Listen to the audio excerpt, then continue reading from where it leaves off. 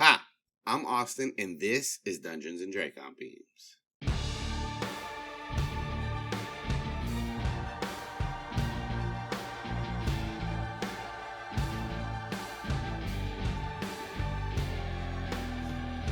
What you guys doing? Killing it. Yeah. Well, How are you, Austin? somber, Why? because I don't know what's going to happen today. Oh no. That's you do- upsetting. You're the GM. Shouldn't you Yeah. have prepared for this? Pretty sure you should exclusively know what's going to happen today. I got an idea, In general. but I don't know for sure. Did you write it down? I wrote some stuff down, And then? and then I erased it and wrote some other stuff. And then? Did it again until today. Okay, so where are you in the cycle of erasing and writing? That's what I'm saying. I don't know Oh, where we're at. You erased it all. I see. Yeah. Well, do you guys know that we have an art corner one day No, this month? You didn't know, What Alex? is art I corner? didn't know that. You haven't told me. Nate, you don't even know what art corner is? No, I wish you'd tell me. It's a fun show where me, Alex, and Casey and Emily all come together and we draw. I draw beans mostly. They draw cool stuff. Mhm. I got a Pokemon coloring book to use on What? art. Did you really? Oh, nice. Yeah. That's amazing. Can I get a Pokemon coloring book to use on Art Corner? Yes. Sweet. You can just Could have color corner. color corner. It's like the last fourth of art corner, like, and then the teeth, and then the And it would be color quarter. color quarter. That's yeah. I just figured a broom is squared as four corners, so that's just In the the bean thought house? process. Are you describing the bean house to us? No, the now? bean house is a bean. I feel like Street. So Or you go to can. Chicago, you see the bean, and you think, "I'm home." I've made it. No, I think this Is is the bean house. secretly a house? Can you live in the bean? A bean Listen. house is actually a can, I think, or stock. That's a bean home. Thank you. Yeah. Oh, when you mix it with love. The 24th is when Art Corner is. Okay. If you wanted to go, we'll be there. I mean, Yeah. maybe if Austin tells us about it. If I tell you, well, I just did. Well, No excuses. Some excuses. Yeah, you're right. You've whittled me down. Did we meet our stream goal? Fuck no. All right. I know- should never be allowed to set. I've cursed it. I'm not good at stream goals, and we're never going to meet it. And listen, audience, that's all your fault. And quite frankly, name? I'm upset. What's their name? The person in who made me not be able to talk, and who cursed the Penelope. stream goal? Penelope. I've told you about this. Alex has told you about this. I have. it's true. I was there. We just did. All right. How can they uncurse this stream go? Just send a picture. Post on social media and tag us. Mail it to our, I don't know, hub or whatever. Mhm. Scoop. Just a picture of you with some D&DB merch on your human body or your human or otherwise possessions. That's it. That's the What whole if they deal. put them on a dog? You can put it on a dog. I will need assurances that you did not harm the dog in any way when putting it on your dog, but I'll accept it. Actually, I prefer it. I'd rather see the dog. If you put a piece of D&DB merch on a dog and send it to us, I'll double the experience that they get. Holy Wait, shit. does this apply to all animals like cat, What if bird, it's a cat? Yeah. fish, lizard? Half the points. Half the points for. I can't. Depend I on the will size not of the condemn animal. If it's the same type of animal we have in the D&DB show, that means a parrot, a spider, or a dog. No. then we get double points. No. If you get a Wait, spider, you wait. get 5 times. If you put merch on a spider, you get 5 times points. Y'all, I got some Joros in my backyard that are definitely big enough for a t-shirt. So come to my house. Yeah. T-shirt up these spiders. It'd be great. Oh man, you What have if to it's a get a horse? custom T-shirt.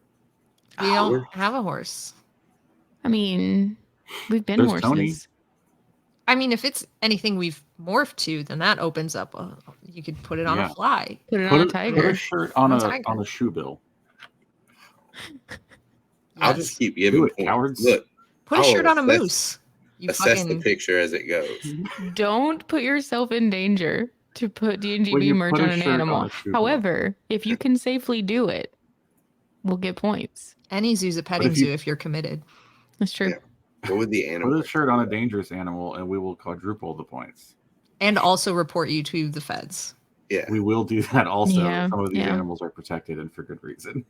Yeah. and you lost your shirt too. So Yeah. You're gonna rip your shirt trying to put it on that moose. I don't think so. You could sew in a zipper. But then you won't be able to see the logo. And like, Well- what's the point? What? You can What put if- the zipper on the back side, but then use the front as the back when you put it on the Yeah. moose. Like a How's the jersey. moose gonna reach the zipper if it's on its back? Well, the moose No, doesn't zipper you it up. don't. You zipper it on the moose. Yeah. Then the moose has to get a friend to help him. yeah, I'll be I that am friend. nothing. Yeah.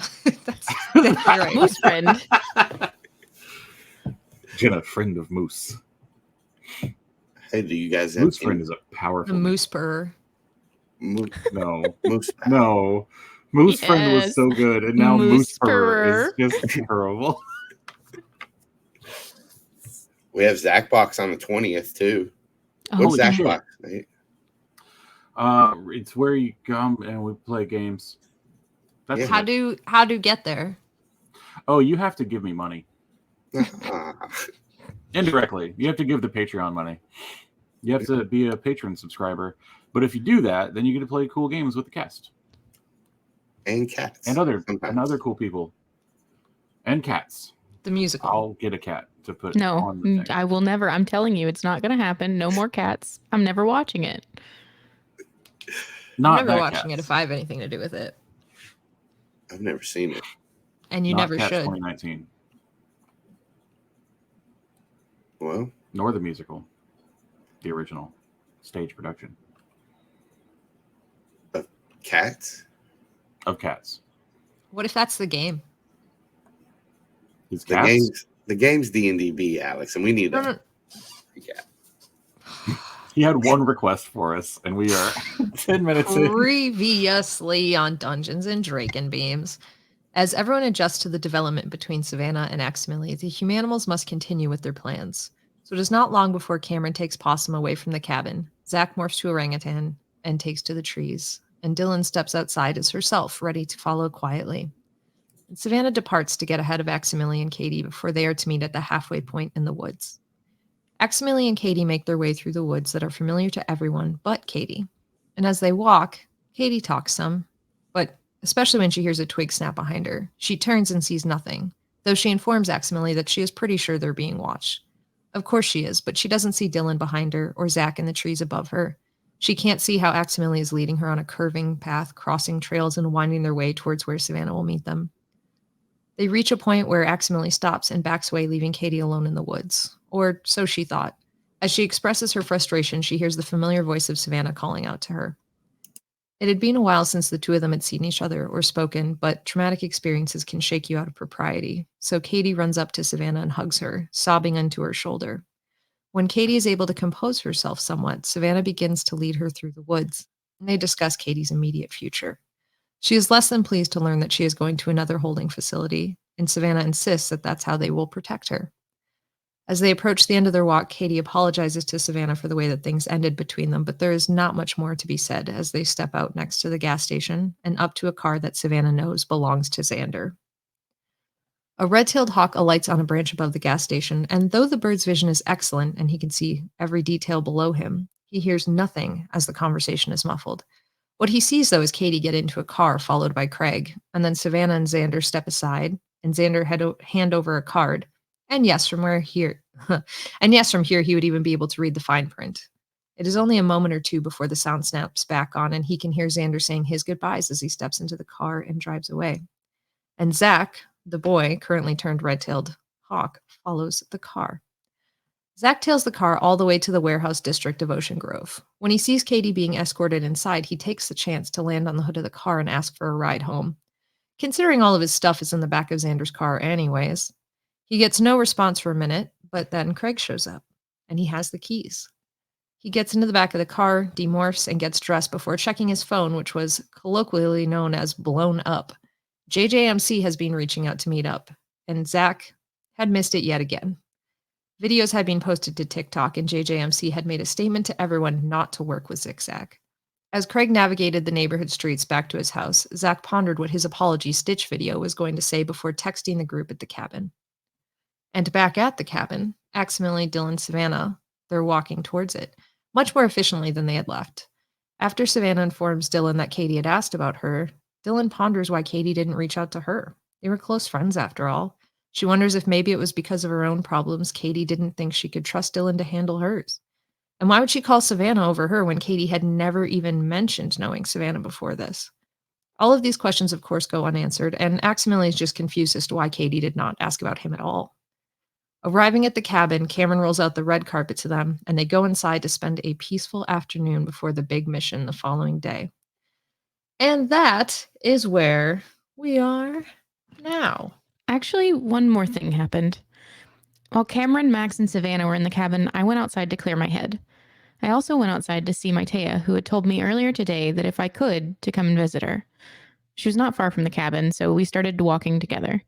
Mytaya started bringing up how she was curious about me and that I was her one ally on this planet, maybe even friend.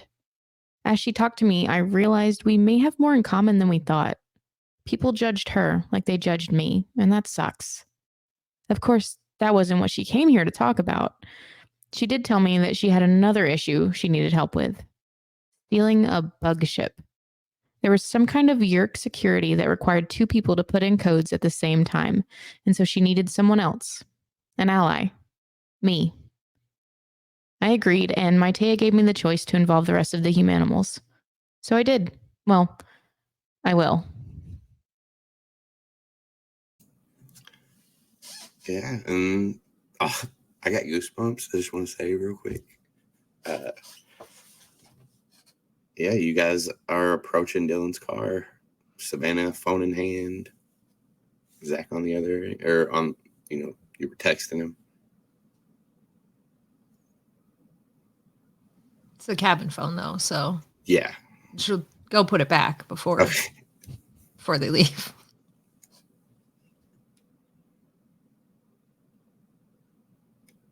Yeah, I think Savannah's just looking at Dylan like... Okay. All right. Okay. Don't be mad.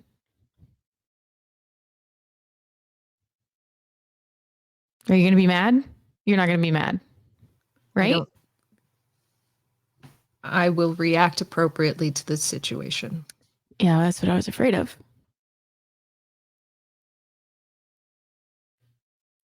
So Mytaya needs our help. Like, more? Mm-hmm. What is she asking for this time? Okay, so she brought up a really good point. Like, once we do the thing where we get her dad, like, how are they going to leave? So what she needs help with, and you guys don't have to come, but it would be super helpful if you did, like, at least just watch and make sure I don't die. She needs help to steal something called a bug ship. When? That's the part that I think you're going to be mad about. It's tonight.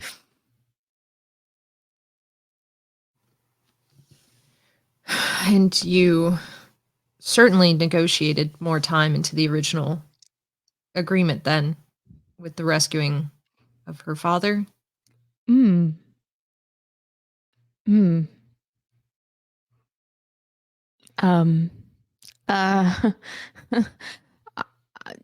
all happened really fast. Okay. And where is this all going to take place tonight? She said it was like a few miles away from here.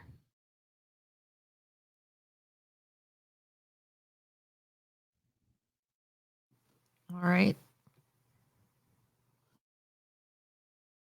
What else do we know? That there's a system that needs 2 codes to be put in. So she's going to do one and I'm going to do the other. And do we know how heavily guarded it is and if there's anything else?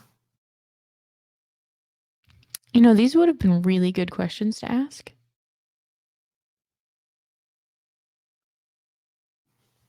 Okay. At what point in time will we be seeing Mytaya before this so we can clarify these questions? Yeah, that would have been a really good question to ask too. Okay. And you said that you're going for sure, and the rest of us can go if we would like. Yes.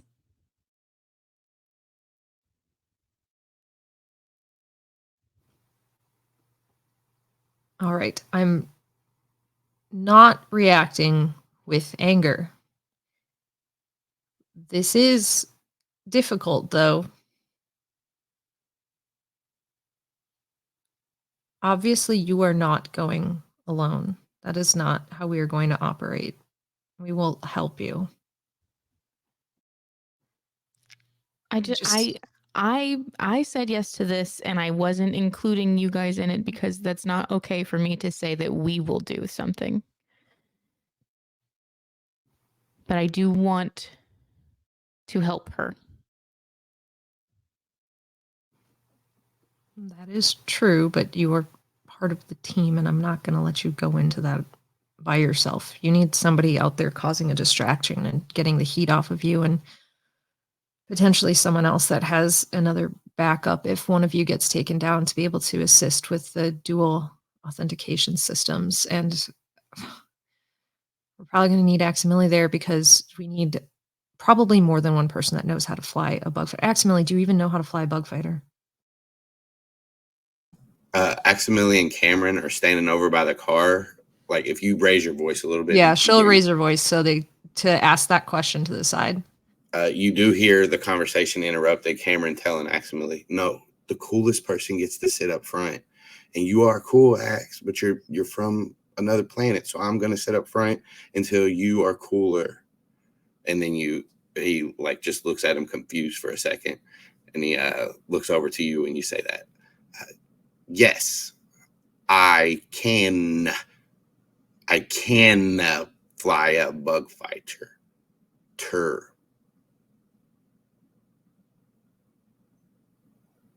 Why?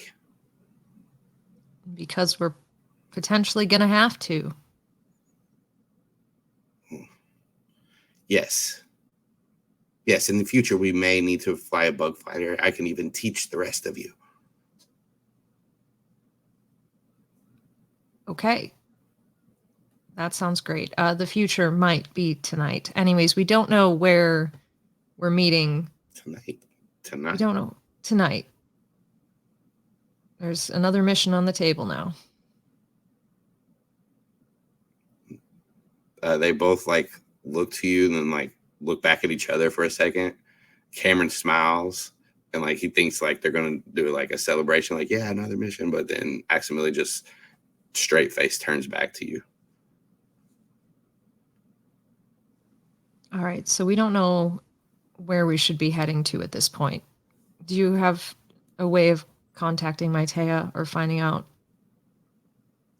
anything, location, time, anywhere where we can start traveling that way or get Zac or figure out what we have to do? Yeah, I figured that we would go and get Zac and see how he felt about all this and then come back here because this is where she knows that I generally am.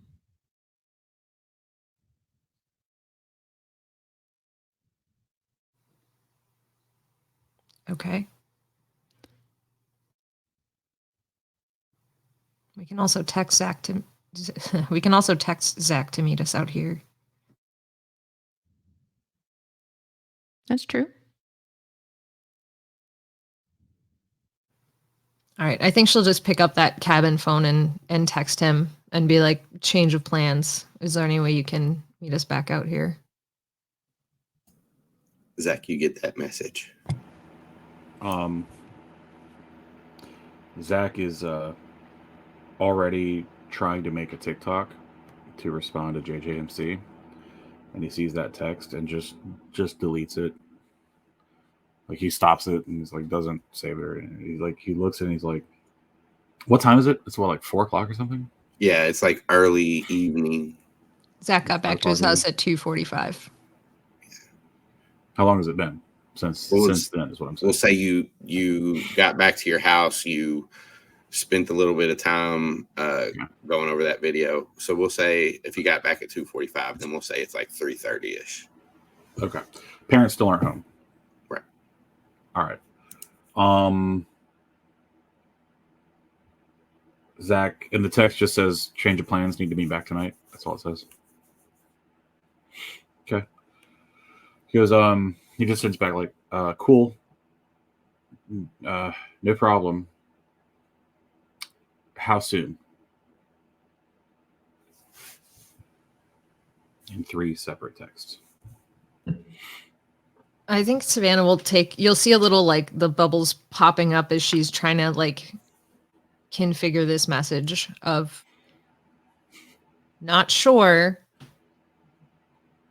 and not she's trying to word a way of like only if you agree to this or something. Like I think she's just gonna say something Once like he sees the bubbles going for more than like 20 seconds, he just sends another message that says leaving in 15. all right, she'll just text back okay period. Zac moves a lot of shit around in his room so it looks like he's been here all day. You know what I mean? Like he cleans up, like runs around his room super fast and cleans a bunch of shit up. He makes sure Mo's good. He runs down to the kitchen and like grabs some food and like dirties a pan, like he cooks some eggs or something. You know, like just a bunch of shit to make it look like he's been there all day. Leave the kitchen door open, the cabinets. Yeah. Like there's dirty dishes that he didn't really do anything with, but they're in the dishwasher, the sink now. A whole lot of shit like that. He just runs around and for 10 minutes doing that. The last 5 minutes, he just writes a note and says, hanging out with Vanagon, like we're gonna work on schoolwork and stuff. Don't worry. I miss being in a classroom, so like I want to be with my friends, you know, some shit like that. Whatever. So as you write that note, go ahead and give me a deception check with advantage. Hell yeah. She's the only friend I know that has a whiteboard at home, and I just really want to sit 20 feet away from it while she's... I do want to point out I already have advantage on deception, so can I get like a bonus advantage? Or double advantage. No, you roll again, and then you add the numbers together, and you take... Cool. I got a 63. I got a 20. Oh, the dirty variety. Okay, cool. A deceptive 20. Anyway, and then like big heart at the bottom, love Zac, and he signs it the way he does, like for his TikTok. He doesn't. He's kidding. That he fucking skedaddles. He's gonna go up to his room and morph in his room and leaf. What bird you going? I gotta go red tail again. I'm still light out for a couple more hours. Yeah, and you take off in an hour and red a half. Red tails are faster than crows, right? Which ones are faster? I need some kind of bird expert. Austin? I've just found a new bird expert today. We have settled this, Alex. Today Alex told me about birds without even seeing the birds, just by seeing a picture of another bird. She told me other birds were around. I saw that. There was a picture of a Cooper hawk. Yeah. She was like, there are also many other birds. But here's the thing. I think that you could show me any picture of the outdoors, and I would say there are many birds nearby. Did Alex trick me? Probably be right. Anyway, which one's faster, hawk or crow? Depends. In level flight, they're probably relatively similar. I would guess maybe the You know hawk what? would go. Well, crow would fly in a going- straight line. I'm going duck, baby. Yeah, that'll be fast. Which one would fly faster on a Friday? It is Friday. Oh, wow. But I'm going mandrill. What? The fastest bird of them all. I just feel like I'm suddenly in this like logic puzzle that I have no context for. No, look, I'm gonna go duck. All right. And I've got the DuckTales theme stuck in my head as I'm morphing. It's great. Quack, quack, quack, quack. That's Mighty Ducks. Is this stuff not mighty? Fair enough. Anyway, so duck time? Yeah. A woo woo. It'll take you, since you're a duck, instead of an hour and a half to fly, it'll take you an hour and 15 minutes. The generous. I'm gonna do some Damn. math later, and I'm gonna fucking school you. All right. Remember to factor in that it's Friday. Back at the cabin, Zac said 15 minutes, and you said okay. Thank you for that recap. And that's where we are now. All right. Yeah. So I think Savannah will just put the phone down, pockety, and just be like, "Yeah, Zac's on his way." Sweet. Do you want me to just walk around and yell for her because she might still be around? Sure. Do you want me to go with you? Yeah. Okay.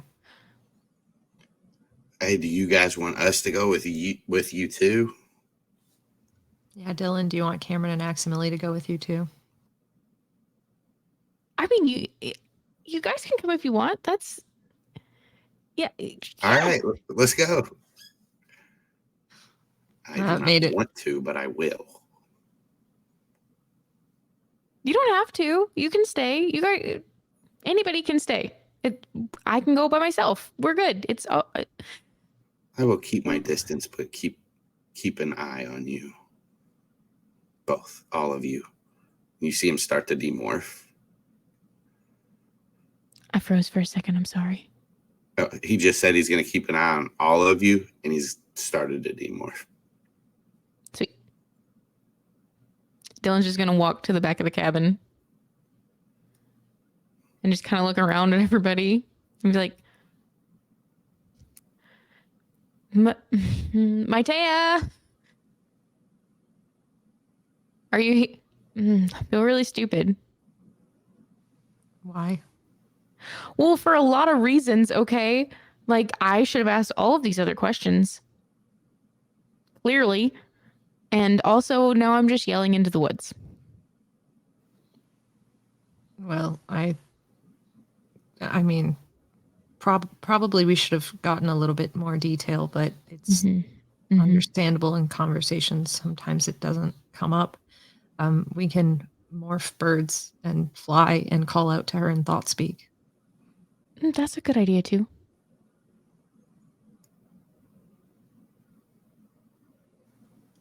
I'm going to do that. And Savannah will start morphing.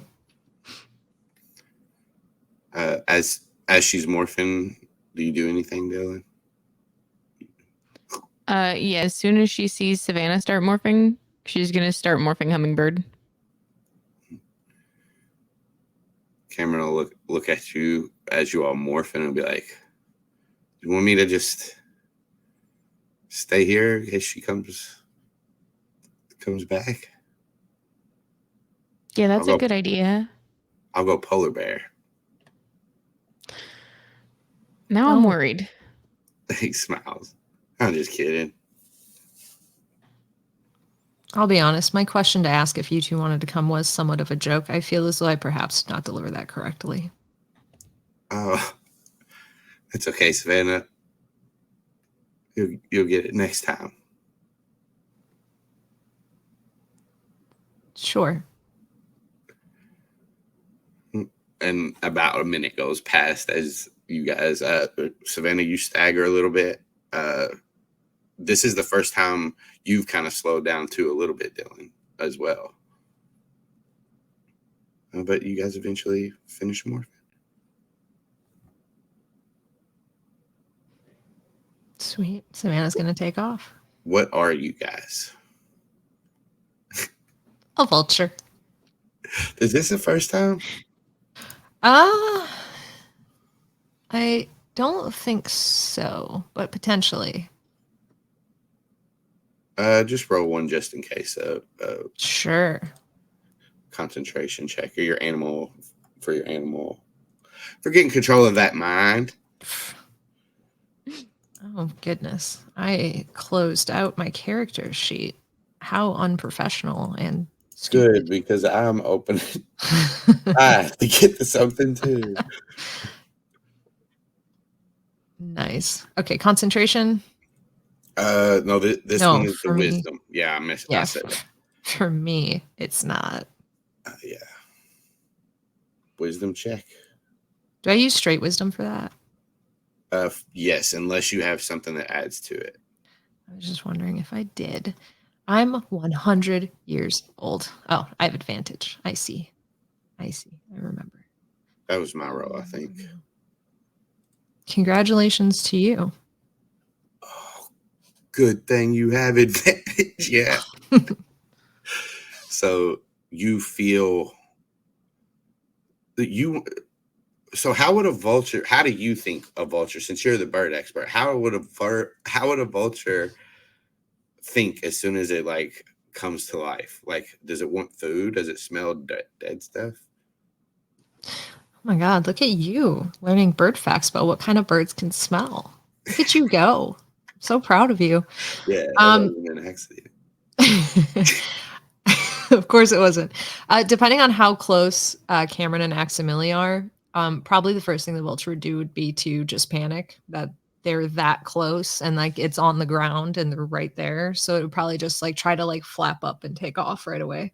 And you feel that instinct hit you as soon as you finish the morph and you want to do that. But you're Savannah. You got this.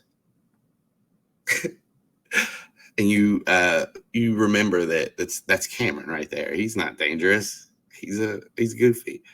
So yeah. I think she'll take off anyways. In the air. Dylan as well. Yeah, Dylan goes hummingbird and just immediately zips up into the tree branches. Yeah, as you guys move around, you can give me perception checks.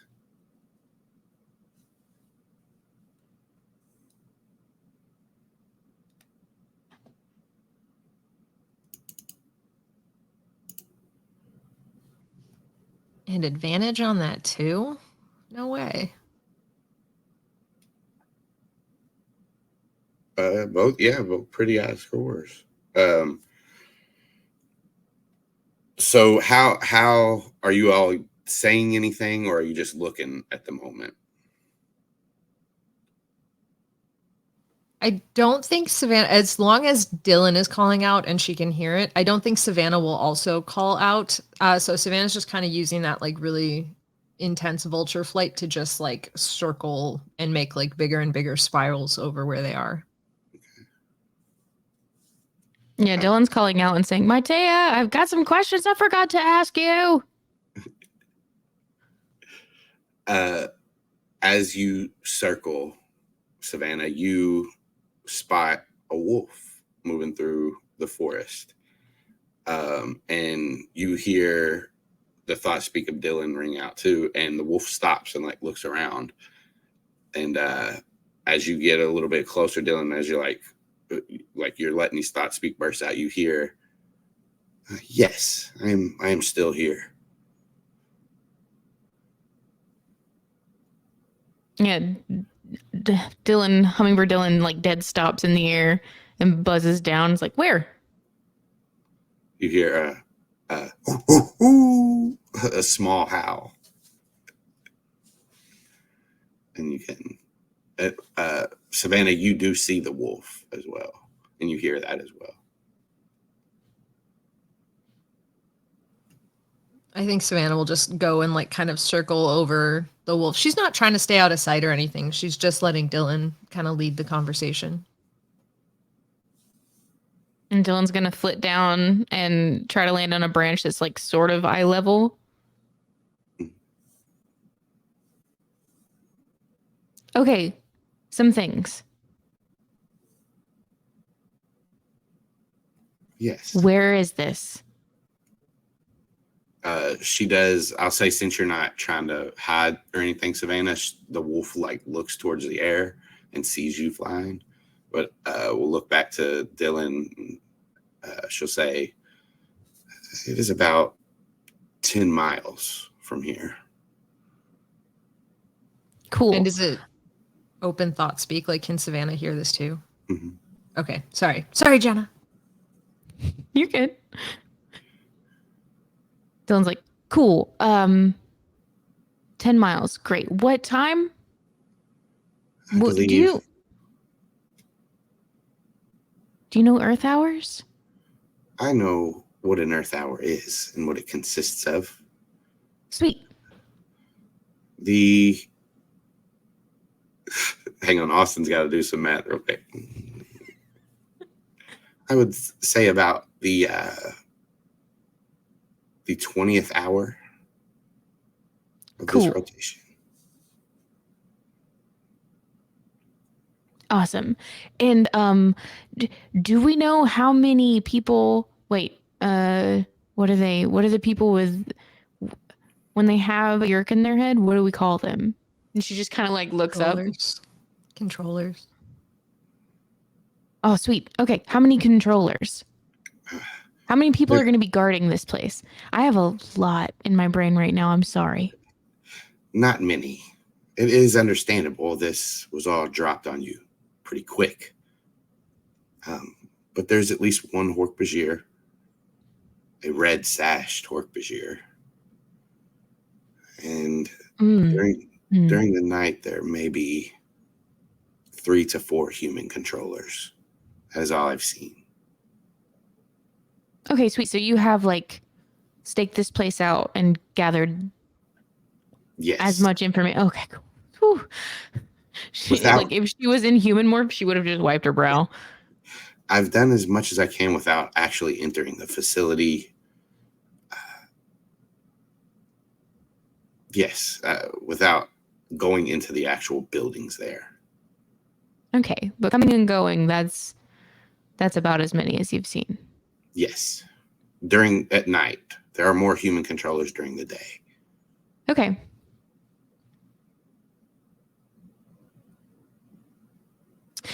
And she just looks up again. Do we have anything else? And if we're helping you out with this tonight, then will you give us a little more time on the other mission if needed?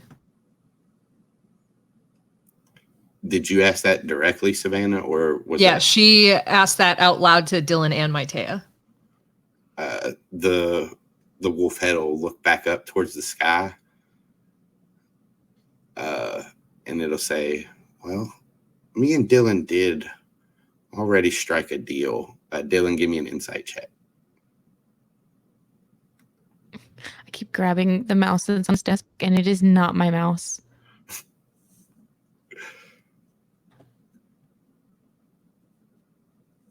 Did somebody leave that second mouse for you like a cat, so like you felt like you were working while your companion was working?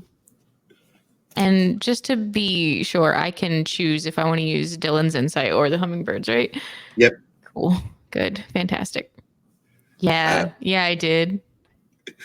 With that, you see just like a glimpse that the eye looks back to you real quick, and it doesn't wink, but you see like a little twinkle in it, like she's being a little facetious. And she says, me and Dylan already had an agreement, but I'm open to negotiations. Dylan's gonna like puff up a little bit, like her little hummingbird body goes. She shoves out all of her feathers just as fucking extended as they can go. And she's like, no, okay, listen, I am going with you. Yes, we have an agreement, but this is for them. They can choose to do whatever they want. Okay. We will enter a new negotiation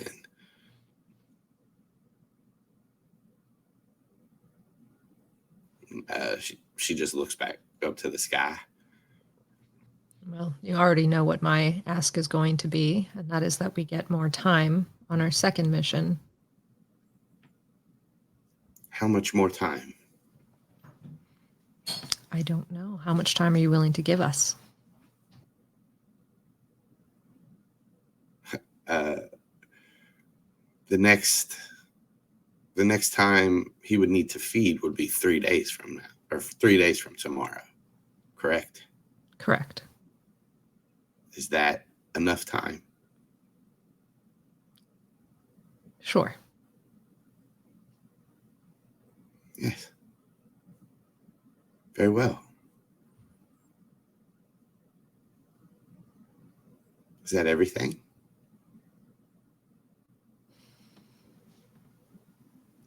Dylan looks up again. Savannah's gonna go directly to Dylan and say, was there anything else that you wanted to ask her? I don't think so. Okay. And then Savannah will open it up and she'll say, I believe we just need the coordinates and what time we are meeting you. Well, 8 p.m. I believe we just need the coordinates of the bug ship. The wolf looks back to Dylan and then back up to Savannah, and she'll say, you aren't interested in any information that you can get from these terminals. And you can give me an insight check as well, Savannah. Mm-hmm. You can give me another one, Dylan, because this is like a new thing.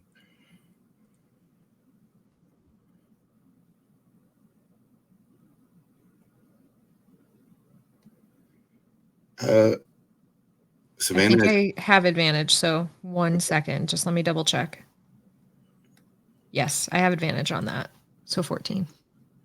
1 second.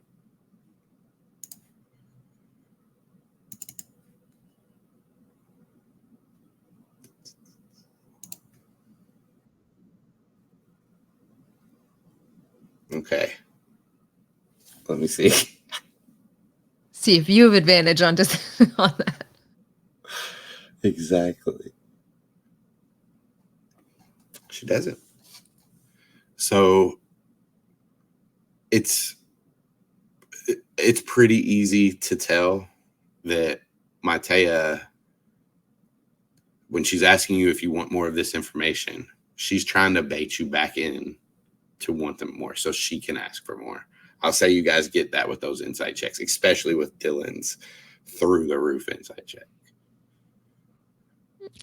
I will say, Dylan, a little extra you get is it's not, I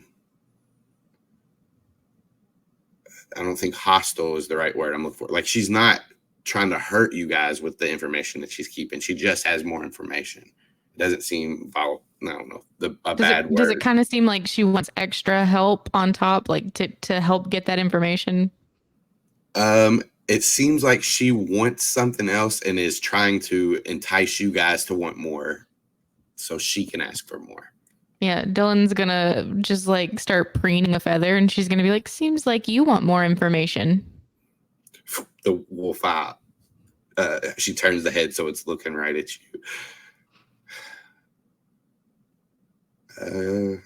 Maybe. I think we could all benefit if now that we have a bigger group, maybe we can all benefit from this.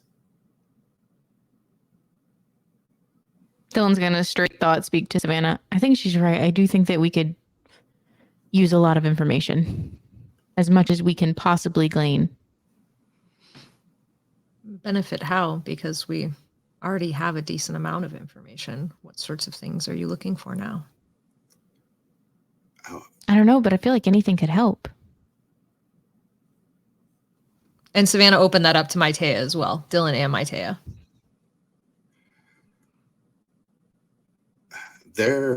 If we can get into these terminals, not only can I get the clearance codes for a bug fighter to leave the atmosphere, but I can also get flight records. I can get clearance we may be able to get clearance to Yeerk River entrances, stronghold locations. That almost all sounds like information that they would begin to change as soon as they found out that we had it. You're right. Unless we act on the information quick enough.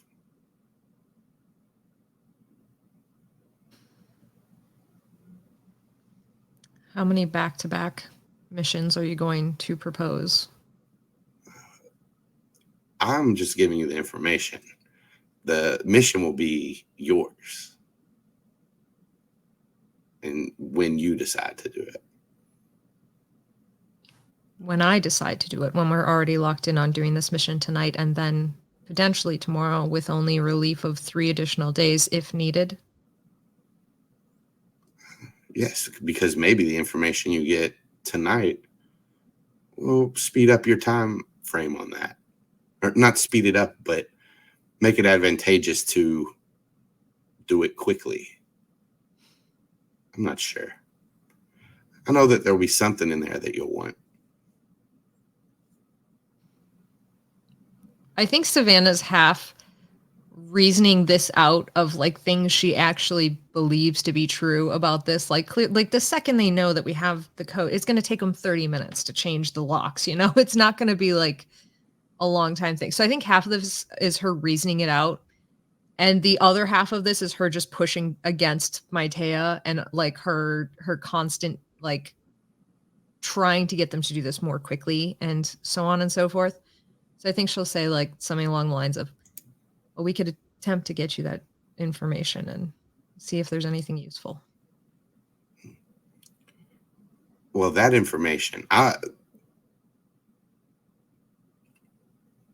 what I want out of this, above all else, actually, give me a persuasion roll with your last sentence, Savannah.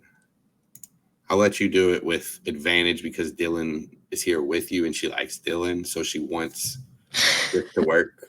Fucking hates you, but Dylan's here, so it's all right. Did it come up? Oh, you have a -1? I was like, yeah, my guy, it's that's a charisma. 14. What's that, 14? What's going on? Have you met me? She'll say,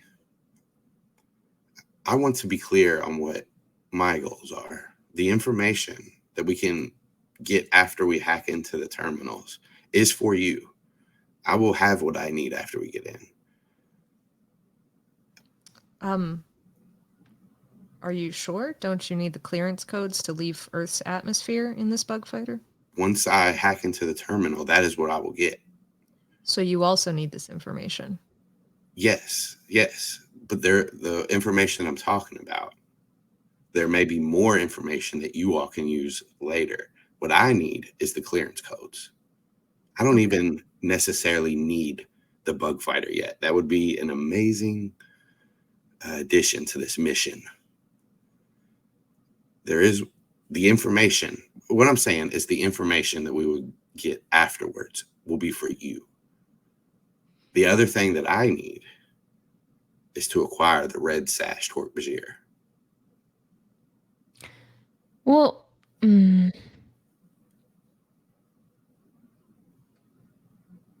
Alive or a morph? A morph. I need to acquire him, record him. We use them interchangeably where I'm from. Just wanted to clarify. I do not mind if he dies. It will be a much better it will be a much better fate than living the life that he's currently living right now. Dylan sort of puffs a little bit at that, but doesn't say anything. Savannah's just going to choose to not respond to that because that was so left of what she was asking.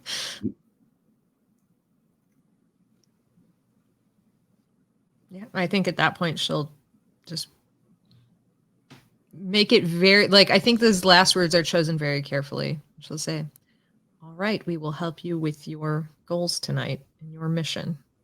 It's very clearly your stuff. As I have told Dylan, believe the best time will go would be 20 hours into this Earth Day. But I am also, if you all have a better idea, we can go with that. I just believe being under the cover of night would be best. That makes sense to me. I think the smartest thing to do would be have some of us go in running a distraction while two people try to get over to the terminals and access them. And we can have someone kind of playing middleman backup, being ready to run in and catch anything that's going on. And I know we have the goal of getting the Hork-Bajir as well, but we'll have to see how that layout is before we decide how we're going to handle that. My suggestions would be, with the amount of security there, because it's so small, so little, we swoop in. This is totally my suggestion. Do what you will.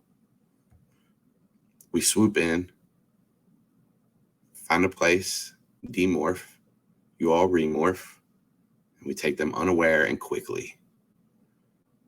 There's not many. Dylan's going to puff up again, and she's like, oh, no, hold on. Are you talking about killing these people? That would be the easiest way. I'm out. We're out. I speak for everyone now. We're out. I'm not killing people for you. She looks at you, Dylan, and she says, I'm not saying you have to kill them. Okay, you're not killing people either, though. Like, that's not how this is going to work.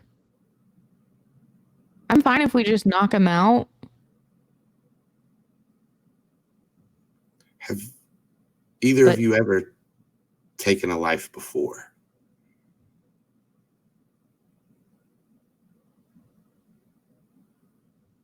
Savannah says nothing. Yeah, Dylan is just going to, like, make herself small. And so Mytaya, after a minute, she'll continue and she'll say,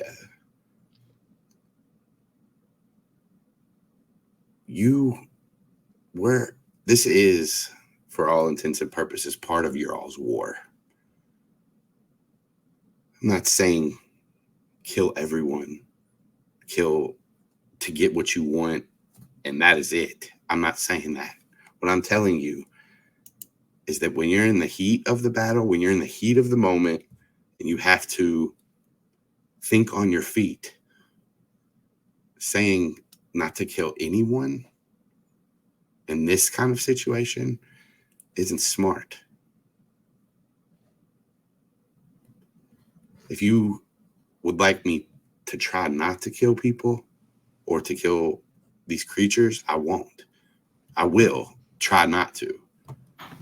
But I would not promise you, Dylan, that I wouldn't. What you are describing are two entirely different scenarios. The first one is some in the heat of the moment. The second one is a planned killing. And I think you really need to differentiate that. And we are going to ask you not to kill anyone. My plan was to take them unaware. I would be okay with killing them, is what I was saying. But if that's not what you wish to do, we can do it however you all want. And I will show mercy. I will not make the promise that I won't kill anyone if I feel I need to. That goes with any mission for the future as well.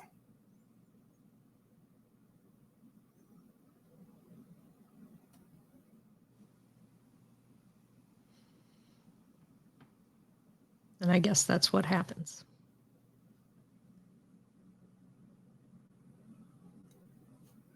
Would you like me to return to the cabin? What time is it? It's only like 3, 4, right? 4 at this point. Yeah. I think Savannah will say, why don't you give us a couple hours and then meet us at the cabin? Very well. And she'll give one more look to Dylan. Dylan, you see the wolf head nod to you. And then she turns and makes her way back into the forest.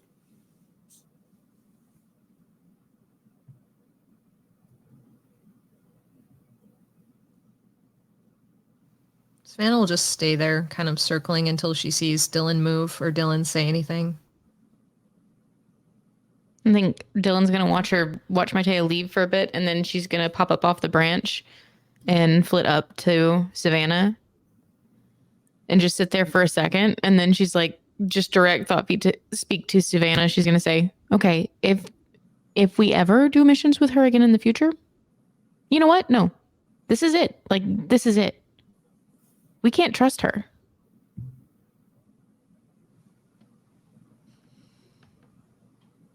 Trust her to do what?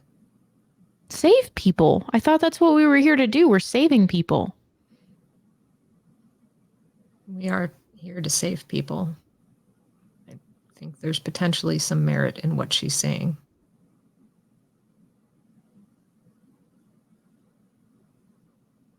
Oh.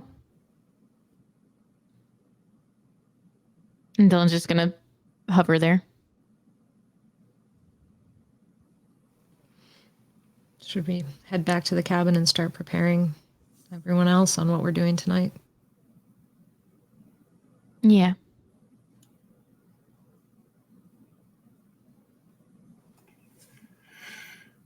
All right. You guys head back to the cabin, and you all have about 45 more minutes before Zac gets there. Anything you want to do in those little while?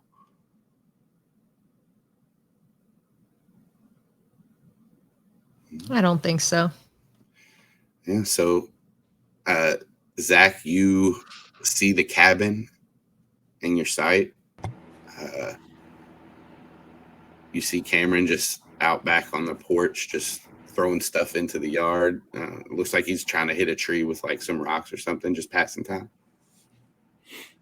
As soon as I think I'm in thought speak range, I'm just going to be like, life is like a hurricane to Cameron.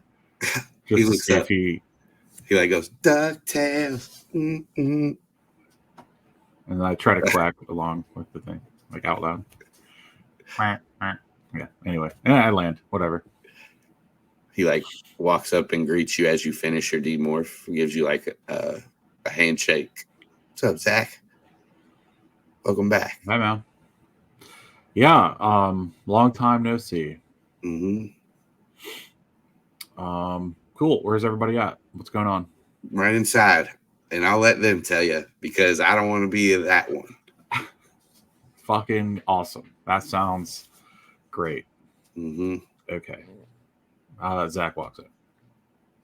And follows.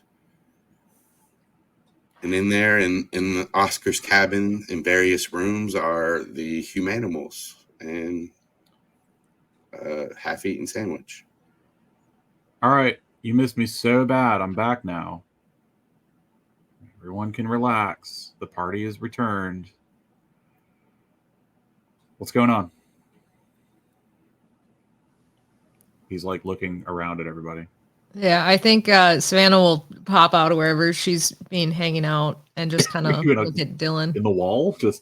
She's hiding in the wall. Yeah. Creeper. Yeah. No, I think she was probably she was probably hanging out in that dining room area, like Axmilly's office area, basically. She probably popped out and was just kind of looking at Dylan now, like, is Dylan gonna say anything? Am I gonna tell him? Dylan's going to look back and forth between Savannah and Zac and be like, okay, so don't get mad. Great start. This is a thing that is, you can say no, and that's fine, and nobody's going to be upset. But we are doing a mission. Okay, I'm in. What? Yep. It's... And she's just going to look at Savannah. He just turns around and high fives Cameron and goes like, all right, when are we leaving? Hell yeah. She's just gonna, when Dylan looks at her, she's just gonna kind of shrug and she's gonna say it's Zac. Dylan's he walks across the room and holds up a hand for a high five from Dylan. Dylan just timidly puts her hand up. Smacks the shit out of it. Hey, she said don't get mad, man. That was the highest of fives. I wasn't mad. It's cool. We already got a plan, or like, are we still strategizing?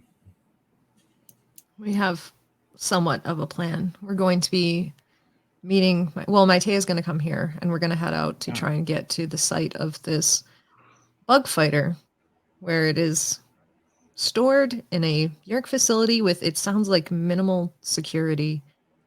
Yeah, so we're going to steal that around Shotgun. 8 p.m. Shotgun. Called it. Cameron and Max look at each other when you say that. Cameron says, oh, he's cooler. Unless I get to drive. Can I drive? Are we stealing it, right? That's what we're doing? Like, we're going to steal the with bug Mytaya. Dylan's like, wait, have you driven one before? Do you know? Wait, flown? Do they fly? They fly, right? They fly. Definitely. It's not a watership. Of course, that's dumb. They fly. I mean, no, but like, I never driven a car till last week and fucking nailing it. So Dylan makes a mental note to never let Zac drive her car. Look, you can barely see the dent in my dad's truck. It's fine.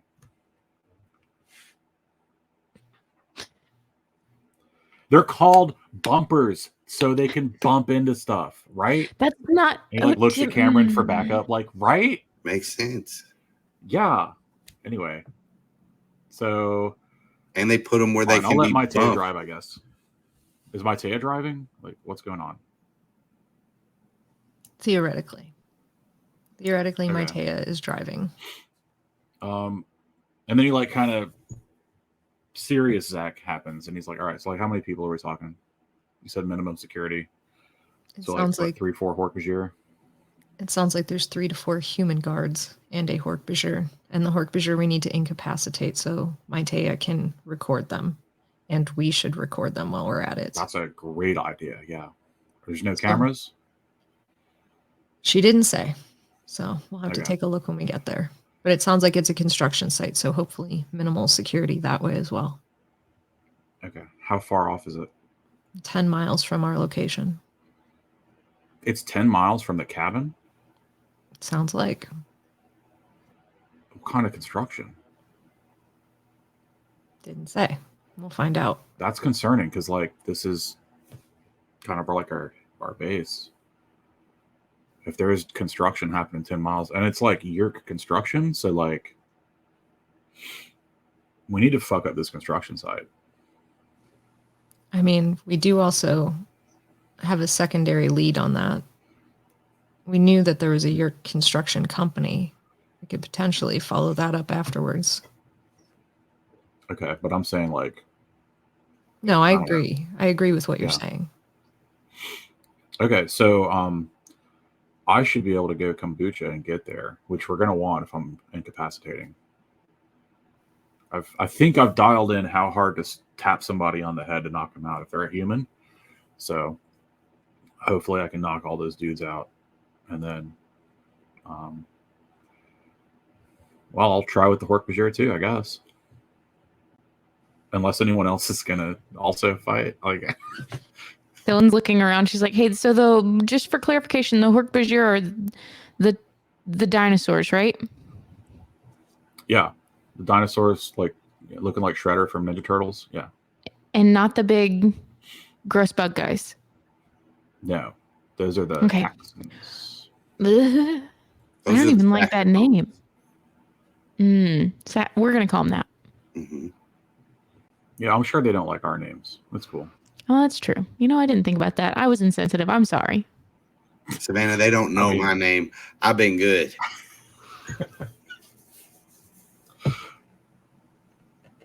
Good. When are we going?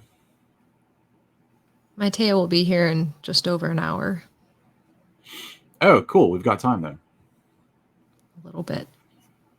All right. Anything else to discuss? Because I had like an idea when I was flying over here. I was going to talk to Max about.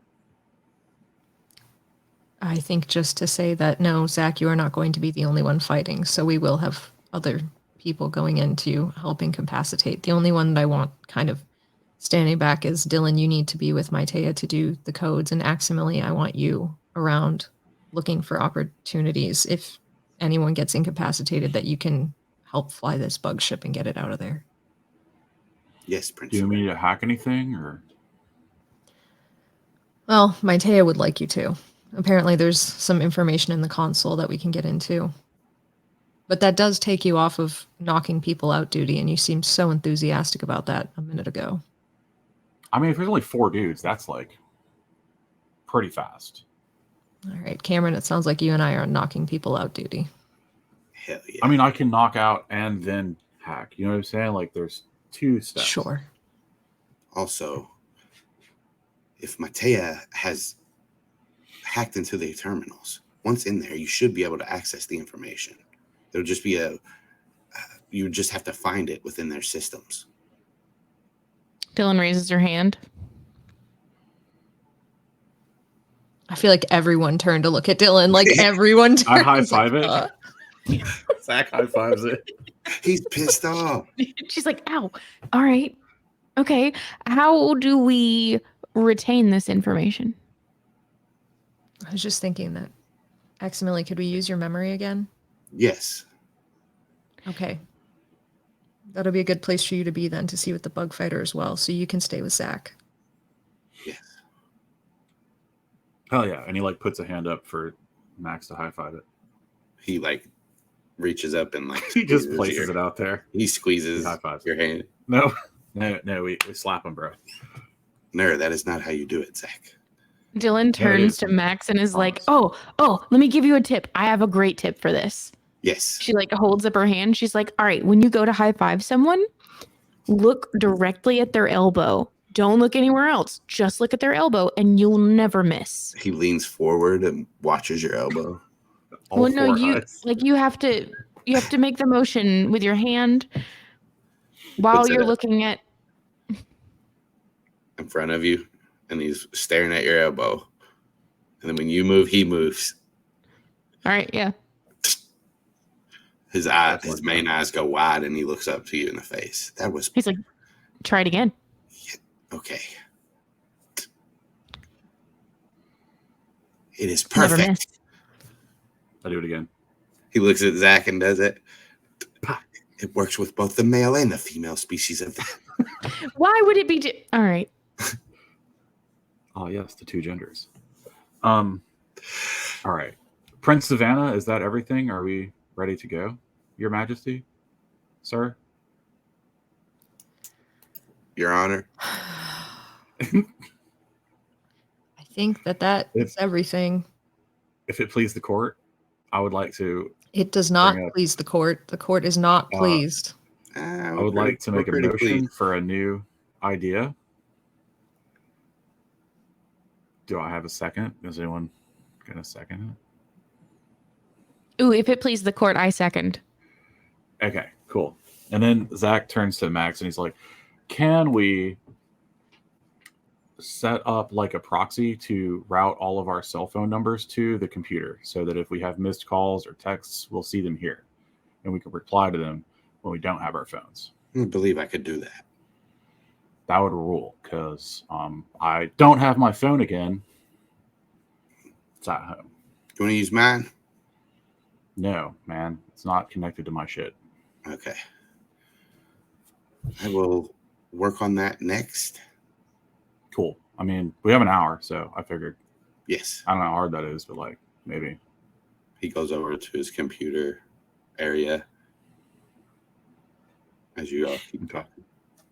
Zac looks at Savannah and goes, by the way, like if my parents ask, I'm just at your house all the time doing schoolwork because I miss being in a classroom.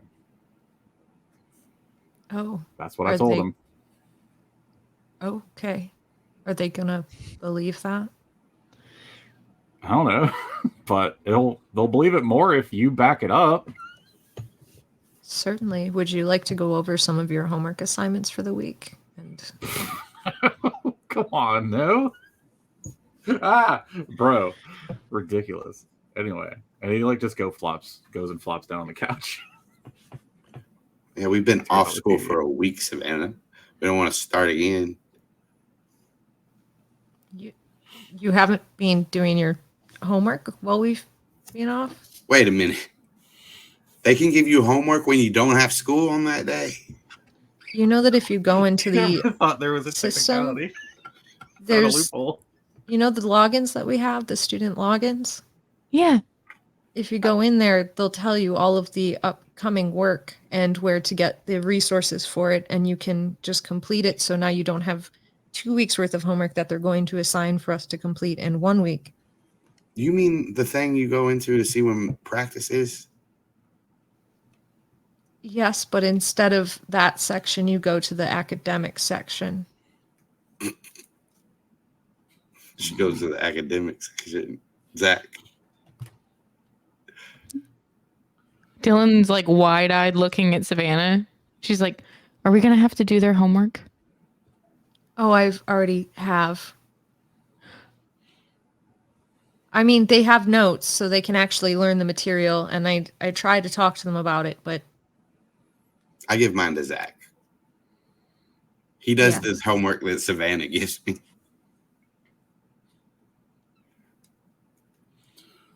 What? She gives us that one. She gives us those pages that are like after she does the homework. She gives us the pages. I just give my pages to you because that's your homework. But with I just took what you had to do for your homework and took the important parts that you need to learn and kind of just reconfigured it so it made a little more sense to you. And then I gave it to you. And then I gave it to Zac. Where have you been putting those? Because I don't have them. They're on your desk at your house. Actually, mine are all in your tree house. Okay. I'll you can just have those back, man. I have my own. Like Listen, I'm trying to help you guys out here, but you do need to learn the material. Yeah, I've been reading the notes. And even the homework sometimes. I've dropped Should I roll deception? Oh. I am lying. I think she could tell. I did immediately not believe it. But I have advantage. This is that hardcore player versus player stuff they warn you about. Yeah. Oh yeah. This is also we've been best friends for most of our lives. You know I'm full of shit. Anyway, so Columbo's on. That's pretty cool. And he just changes the topic and watches TV. If you guys don't have anything else you want to do for a little while, after that, that the time comes and you guys see in the front yard a wolf. Shakira. I knew it. It's Shakira. Mm-hmm. The wolf's hips are shaking. Because there's a she-wolf in the closet. Open up and let her free. Oh. I thought it was a joke about Shakira's voice and how wolves howl. No,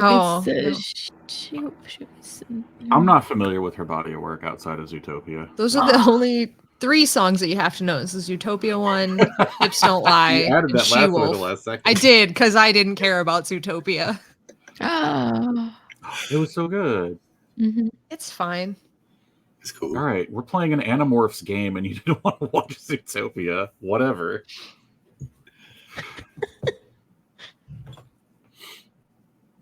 Okay, so we're it's go time. Good night. What? And then he just ends the stream. Bye, motherfuckers. Click.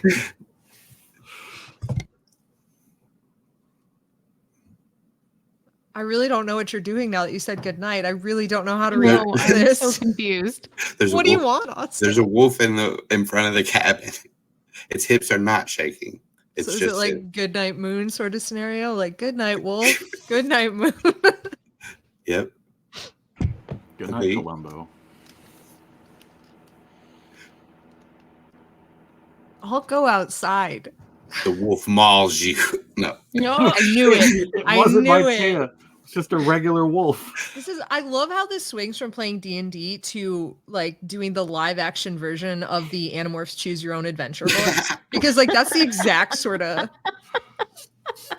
You chose the wrong morph.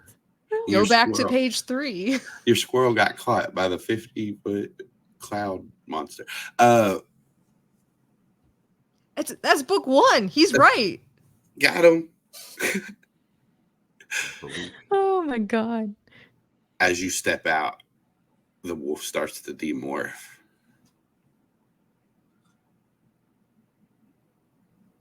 And then Mytaya's standing there. I think Savannah she's just hanging. Just like, they'll be ready to go Do we soon. all see Savannah leave? Yeah, she'll let the door like slam. She won't be quiet about it. All right.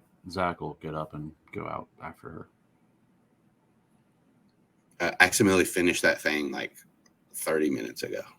And Cool. he follows out too. Yeah, Dylan's gonna go out too when she realizes that she's probably in the kitchen, like trying to find something that's not a ham sandwich, a ham and abomination sandwich. And when she like pops her head in, she's like, "Hey, is there any?" Whoa.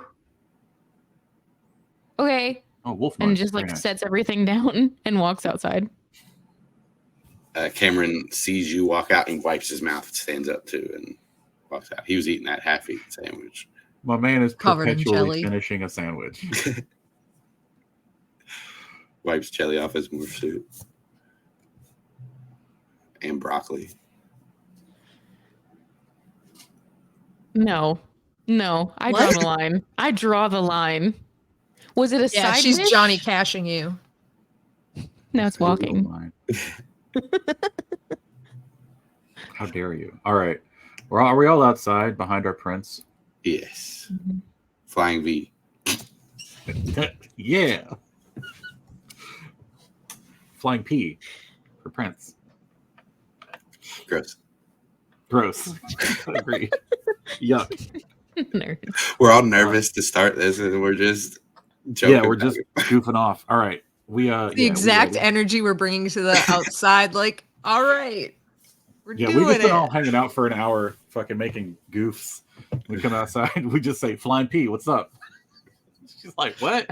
I always imagine whenever Cameron and Aximili are hanging out, it's like the ending sequences with Donald Glover and who's the other guy of a Community, where they're just like sitting in the library and like suddenly they're just like rapping and or like comic book Which shit. one is Danny which Pooty. one's Axe? Thank you. Which one? What? Which one's Axe? I don't know. I Because bet. they're both weird. as They're fuck. both. Yeah. Yeah, but Cameron is Troy and Axe is Abed. Okay. I've only seen like 3 episodes, but I agree.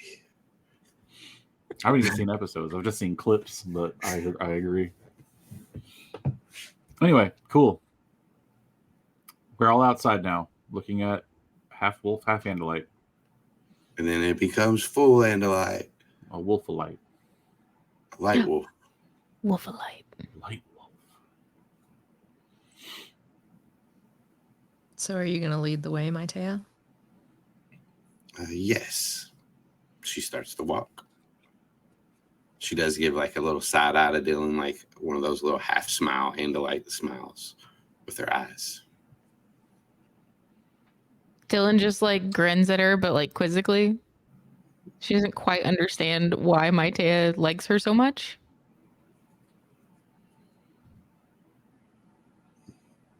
Zach's gonna like kind of catch up to Savannah and just real quietly be like, I'm gonna go ahead and get in the trees.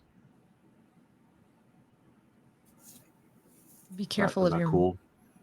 Be careful of your morph time. Maybe you want to delay a little bit longer just to ensure that we're not spending a lot of time in morph and then you'll have to demorph mid-mission. Otherwise, yes, that's cool.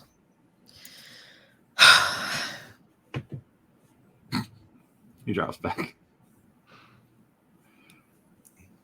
And I think while they're going, Savannah's going to keep looking at Aximili, just trying to get a read on what Aximili is feeling and doing. Give me an insight check. Okay. But only because you asked. Mm-hmm. Advantage. So he is keeping his stalk eyes pretty much trained on Mytaya.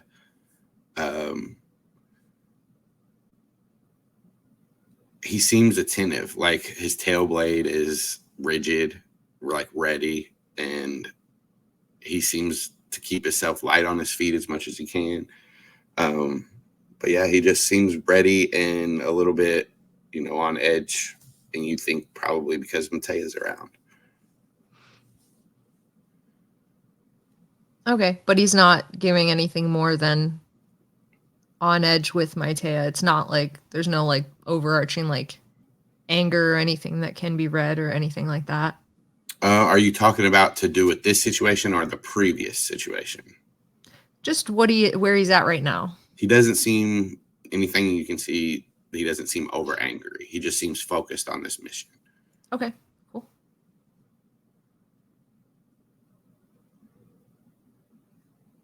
And yeah, you guys will walk a little bit, and Mytaya will break the silence, and she'll say, "So, do we plan on splitting up for this mission? Do you want to take a view overhead, or what?" We'll be splitting up on this mission. You and Dylan will be working on getting to the bug fighters in the terminals. Aximili and Zac will be working on getting the information and what they can from the system, including the codes that you need. And Cameron and I will be running the securing the guards and Hork-Bajir mission. Well, I believe that the dual encryption terminals, one is on one floor, the other would be in a bunker below it. In a bunker? Yes. Or Give a me base. more on the layout. There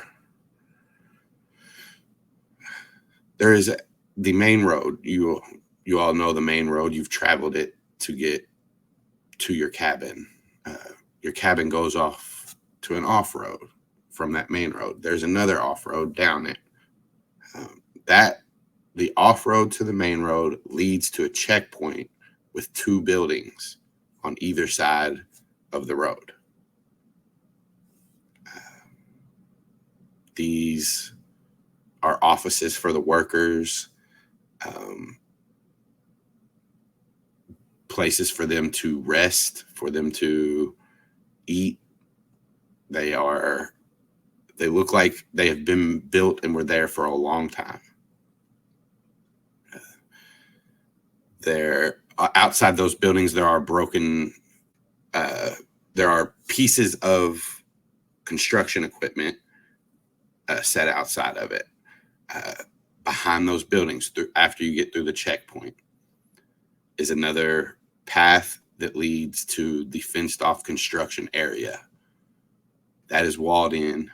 The walls are flimsy, easily knocked down. They look to just be to keep anyone that would come around this, keep their prying eyes off what they're building or what they're doing inside there. Within the walls, there is another trailer, maybe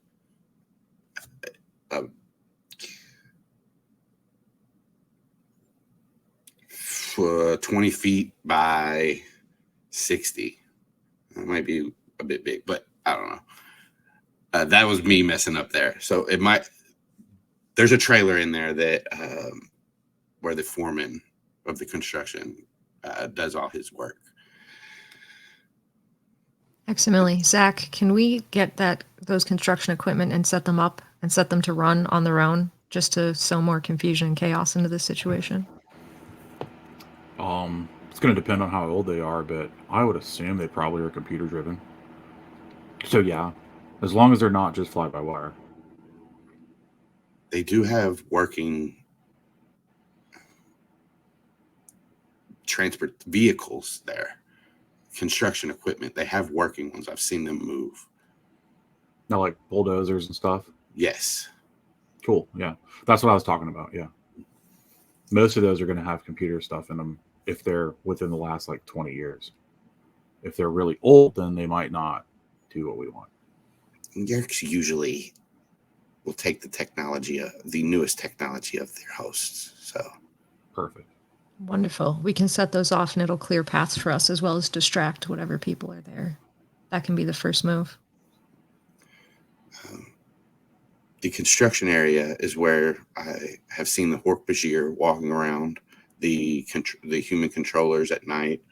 There's also whatever construction they are doing is has an awning over it. So there is more construction being done under an awning that I've not been able to see. It looks like they're digging. I don't like that, knowing that underground is where the Yeerk rivers and things are. That could lead to some surprises tonight that we weren't prepared for.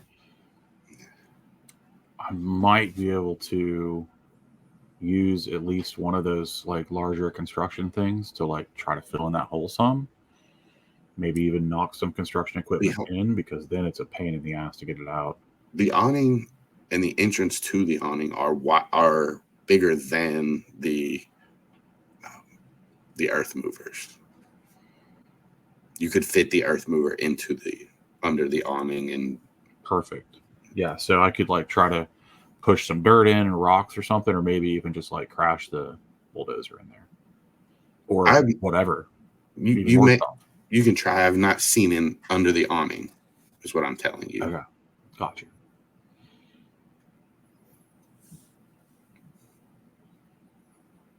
And you know where these terminals are, correct? That you and Dylan need to access? I believe I know what building they're in. And I believe that there's one on the first floor and one would be under it. I don't like that. It's not preferable. I don't like Dylan going into a building, or you for that matter, and separating in a space where we can't see where you're going or what you're doing to help you guys out if something happens and something pops up. Well, we could take part of the walls off. That could work. I mean, we want to wreck this place anyway, right? So yeah, we could I don't know if they've got like a backhoe. I could probably just tear the side of the thing off. I'm assuming I'm going to be able to figure out the controls like immediately, but like I may need a minute. It can't be that complicated. That can be the first thing that we do. We go and stealthily figure out the controls, start setting up some of the machines that we're not going to be commandeering for our uses to run and create confusion. And then we can take what we would like and try to, I think, open up this building to allow you guys in there while we can still cover you. And Cameron and I will keep the heat off everybody. I'm worried there may not be like enough people to go around. You know, me and Max are the only ones on these machines. I don't know how many machines there are, but like we got a lot to do, it sounds like. And then you wanted us hacking. Is there anybody got like a real big morph that maybe they can just take down a trailer with? Trailers are pretty flimsy, so. Sure. I can do that. Okay. Or maybe like Dylan, you want to help us hack first, and then you can sneak off into the building. I'm just throwing out ideas.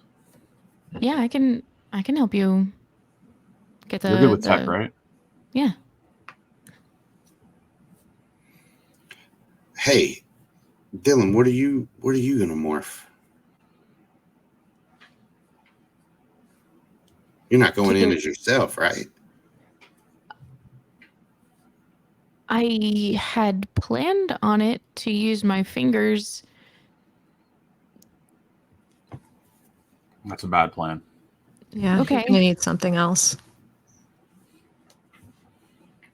Mytaya glances over her shoulder to you, Dylan, and gives that same little half smile with her eyes.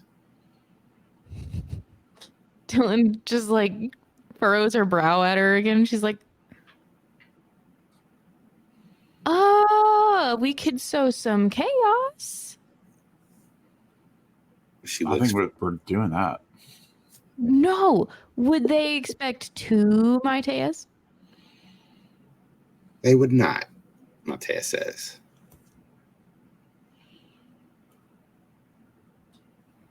Three Andalites is a good plan. Yeah. For keeping the bandit cover. Word.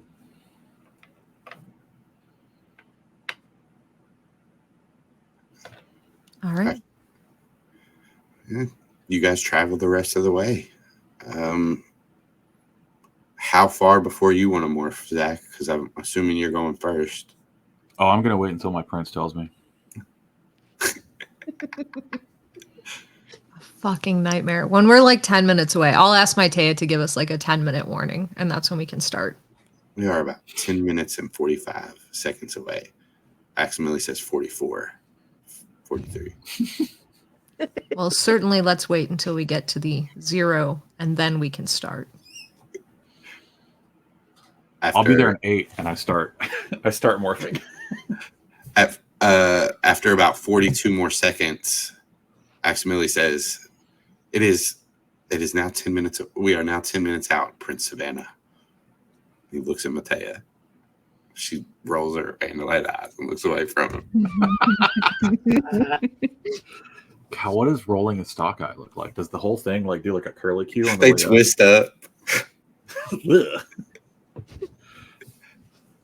I think Savannah's just going to like look at Aximili and just give him this like, just kind of like half smile, like, it was like, this is great. Cameron will say, What should I go? Well, something big and something that you can use to fight a Hork-Bajir and knock him out. Okay. And you see his skin just like melt a little bit, but turn white and then pop out into fur as he starts to morph. So he just grew a Santa beard first? Yes. Awesome. How come Santa comes up so much with me? I feel like we had a doctor. know. Yeah. You're just a jolly motherfucker. Yeah, you bring up Santa like So jolly. every episode. Damn. I need Christmas. I haven't even had Halloween yet. Calm down. I'm going to be Santa for That's Halloween. Good. You know what? I know a You guy don't that goes see to very cons as many Santa. Santas for Halloween. Right. Jack Skellington is the closest you get. Yeah. Austin is a really good Santa too when he dresses up. I look like my pit ball.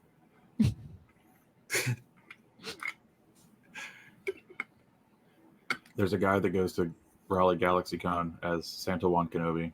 That's pretty cool. Nice. He has like a big candy cane lightsaber. It's great.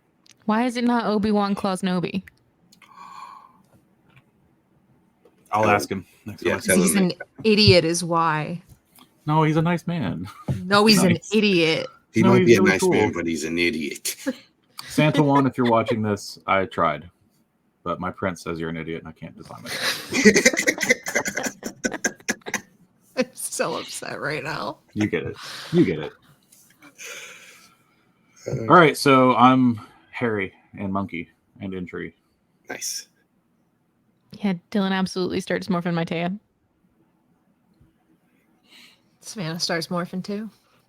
Well, what's some Animorph? She's getting big and bulky. She's going elephant. That one Elephant? Mr. Frodo. takes you. It's going to take you 2 minutes fully for the elephant. We've got 10. We've got at least 10. That's really rude of you, though, Austin. Hey man, you're tired. You didn't want to do no I'm fucking green dust. exhausted. Listen, I'm exhausted. Exactly. Don't test me. Zac looks down at Dylan and Mytaya standing next to each other, looking identical. And publicly, he says, hey, Max, do Andalites ever have twins? I was wondering the same thing. Yes, they do. Okay. Are they believable as twins? A little too believable. You guys want to... Can you differentiate yourselves somehow? Dylan reaches up and flips her hair over to the other side. That's so what I was hoping for. Yeah. I was chanting in my head for that. That will work. Okay. Excellent. That was Dylan that did that, right? Although they may know who Mytaya is. And he gives like a little sharp glance at Dylan. Dylan's like, what? Oh, sorry. And he gives it to the other Mytaya. Let's hope the Yeerks are about as diligent in their homework as Cameron and Zac are.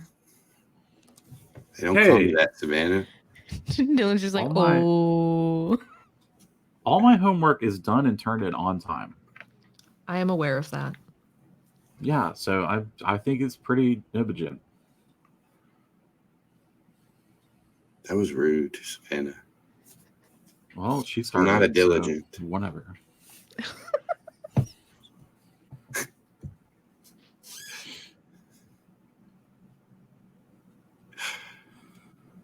Well, Zac starts going towards the construction site. Dylan's just To the like, this trees. is why it's important to do your homework. Oops. Mytaya hunches her form some as she moves forward. And she's kind of sneaky. Oh, is she up on her little tippy toe hooves? Ding, ding, ding, ding, ding, ding, ding. Staccato movement. Cameron's kind of Rude chilling back caller. with you, Savannah. Sweet. And we Get it just to the wait. polar bear. Yeah. Yeah, So he's cold all the He's time. got a Coca-Cola. Just Yeah. to Cameron. Just to Cameron. I can see the top of your head from here. That's because every subject should bow to her prince. Or to his prince. So you hear the elephant out of that trunk just His ears flip back.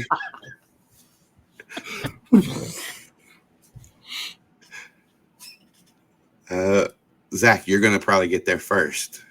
Yeah. So I told him I'd make it an 8, so so One we're line. 10 minutes away. you swing up. Make it 7.5. And you're up in the trees, right? Yeah. Yeah. So as you're swinging up, give me a perception check. Yeah. I'd like a stealth too, if you don't mind. Yeah. Do that first, or either one first. Oh. It doesn't matter. Well, this is the stealth then. It's not good. No, that's a perception. It was 7. Yeah. I rolled it as perception, didn't I? 23 though for stealth. Can't see shit, but I'm fucking sneaky. Yeah, you swing up and take like a perch in a tree and like can kind of see over this fence that Mytaya told you guys about. And you see just dirt spread out. It's pretty dark back there. I will say, even with the 7, as you're looking over, you see a forklift, not actually a bulldozer, moving. There is a bulldozer parked over in the corner, the bottom right corner, which is the corner closest to you. You see it is lit up where the forklift is. It's not lit up where the bulldozer is. You see two guys on the other side of the field walking around. It's lit up over there.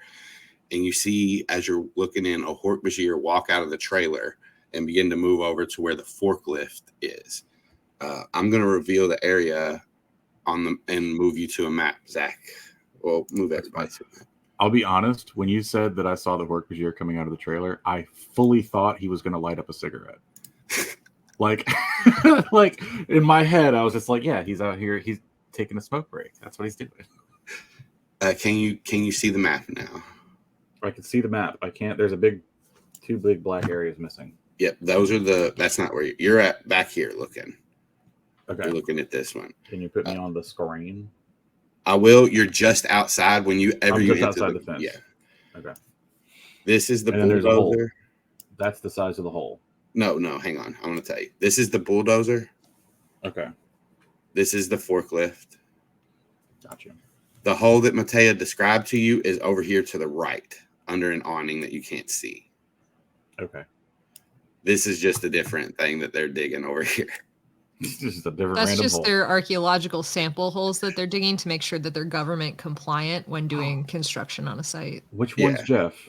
Yeah, which one's Jeff? He gone. He went home. All right. You killed Jeff? Am I down I here? didn't kill him.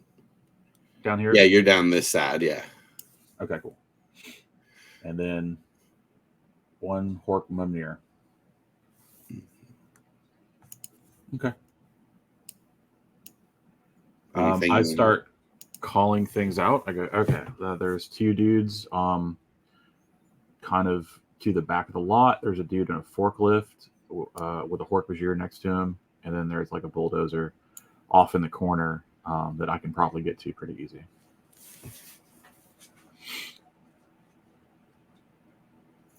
So I'm just calling that information back. You guys are close enough to hear that. And you can tell me Mytaya seems to be leading Dylan and Axum. Well, Axumili's running up towards where Zac is. Dylan, Mytaya seems to be leading you to the left a little bit. So she's basically trying to lead you to these buildings over here on the left. You need me to ping you to it? I don't know how well Andalites see in the dark, but this place is pretty well lit up. Like maybe if we take some lights out, we might have an advantage. So Zac, actually, it's not well lit. The lit parts are only over here where these people are digging, and here where the forklift is.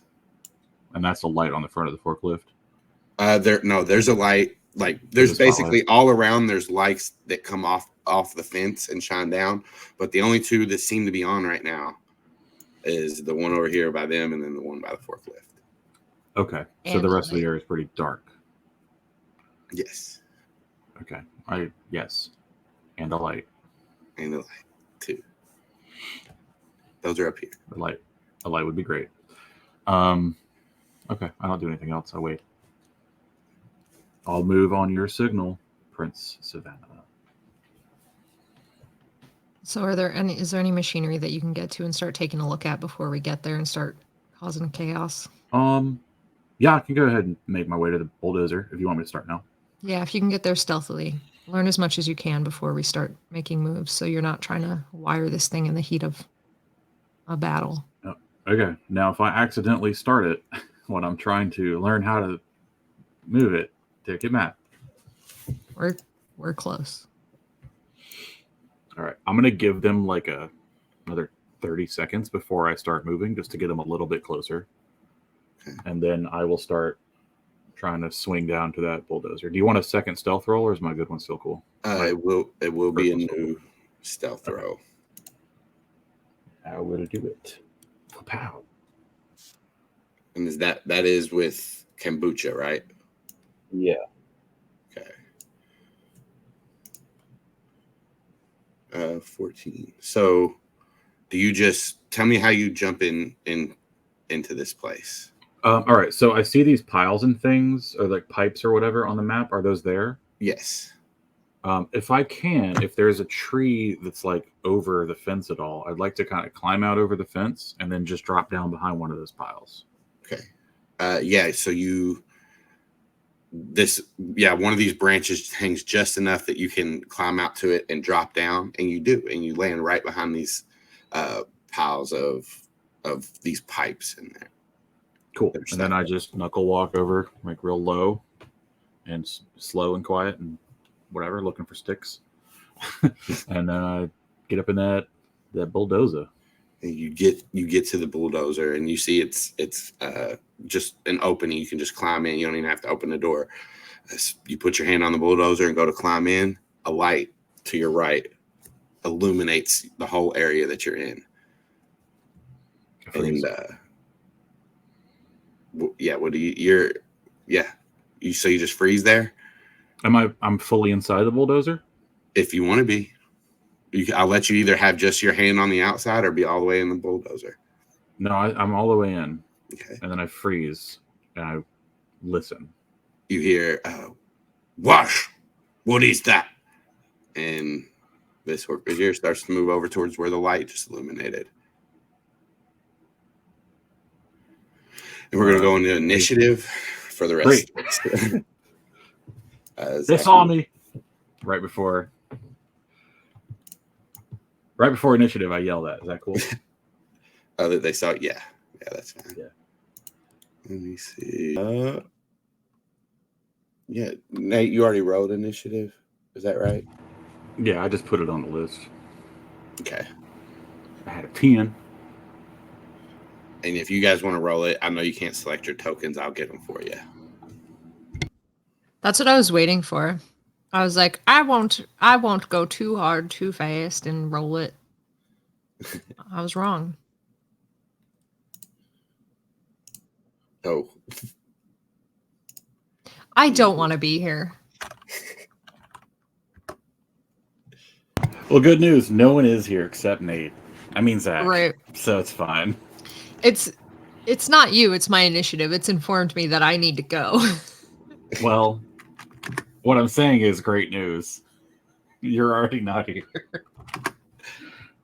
All right. My dream. You get to show up and find a dead orangutan. It's going to be perfect. You did your best. I didn't. My best is really good, and I did poor. So that's why I got solved by a fucking... Get it next time, champ. A lizard, a fucking giant lizard with blades. Well, you're a giant human with fur. Bark eater. First up is Mytaya. So, Dylan, you and Mytaya are creeping up to these two buildings in the front. We'll say you're on the south side, the southern part. So, she looks to you and she says, "Well, should we run in or should we sneak in?"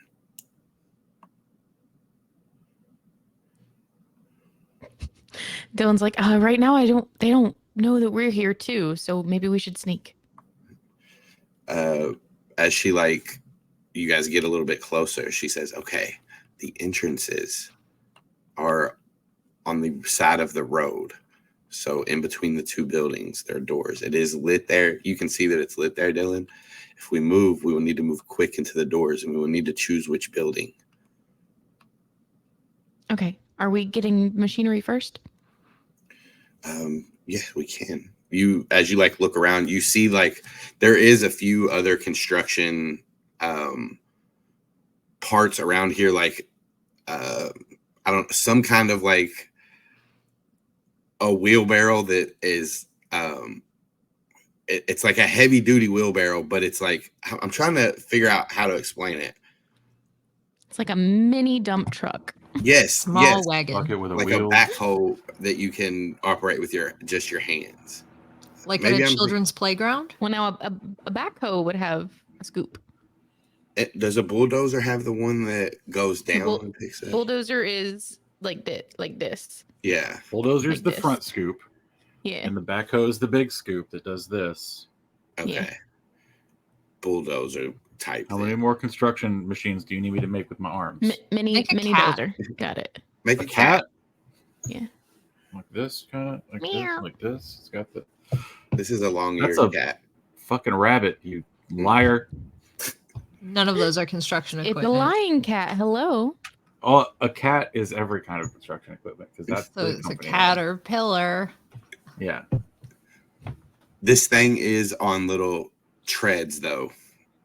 So you could potentially get it to go by. Be a tank. It's a truck dozer. It's a small tank. Yeah, small tank. Are there any bobcats? No, only a polar bear and an elephant and an orangutan. Bobcat is Sir, a I know small you know bulldozer. what a bobcat is. Yeah, I know you know. Being from the fucking south. it's a bobcat. Is that what Yeah, a bobcat is? It's like a wild kitty cat. And a dance and a dance.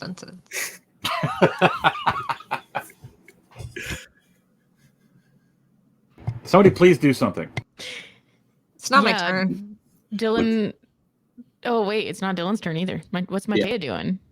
She points this stuff out to you and she says, well, if we're going to try to do anything with those construction pieces, we'll try that. So she moves onto the field is what we'll do on her turn. And she'll get right here. Basically, this little thing right here is what I was talking about. If you can see it. And you are right behind her, Dylan. So on your turn, you can already be on the map too and go from there. Turn order, next up. Is this person on this forklift. She looks over and is kind of surprised to see this, but she see this light come on, but she watches the Hork-Bajir start to move over, and she just backs up the forklift. It's about here. Hey, go with it. That's what she'll do on her turn. The other two will grab their shovels and start to walk over. They won't be running or anything, though. Just trying to see what's going on. Next up is Cameron, as he has stayed back a little bit with you, Savannah. But as you guys are moving forward, he says, they saw him. What should we do? Let's get in closer, but give it another beat to see if they actually saw him or if they're going to drop it. And if they've actually seen him, let's start knocking people out. He does fan off a little bit from you to the left, but he moves forward, but he's still kind of waiting. He will ready the rest of his movement to sprint into action.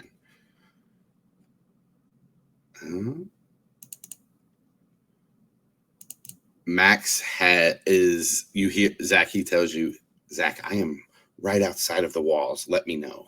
And he'll do the same thing, ready in action and wait.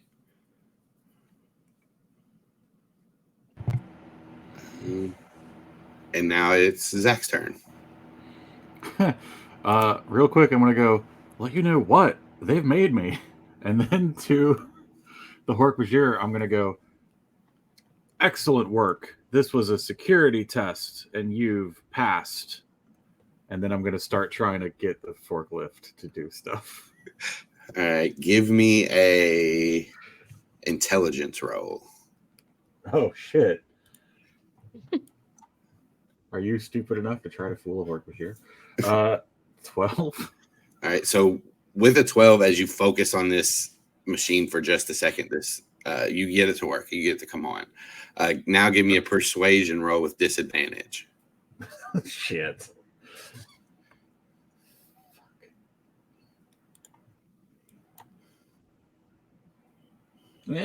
16. So he does say, an Andalite, but he seems confused that you're here. So he's like, just staggered for a second looking around. But I will say, whenever Zac says they've made me, and what are you waiting for? Aximili's gonna let his trigger come off, and he's gonna jump over the fence and enter. Cameron being told give it another second, I think he's still gonna wait a little bit. But Savannah, on your turn, you can also direct him in if you want. So Aximili leaps over the fence for half of his movement, and he's right beside you, Zach, and he takes the rest of it to get right here. Actually, he'll get right here as you're in the thing. This thing doesn't really move, so we're going to have to use theater of the mind for this one. Actually. Okay. No, we don't. Oh, look at you. This is yours, Zach. Cool. So, does it go? Do I move it? You just have turned it on so far on your turn. Okay, but I haven't taken my movement, so can I move it? It costs an action to operate this thing. But it's I only want to move it. Oh yeah, you can move yourself as part of your turn, but it takes an action to move it. All right, that was worth a try. All right, cool. I'm just gonna sit there.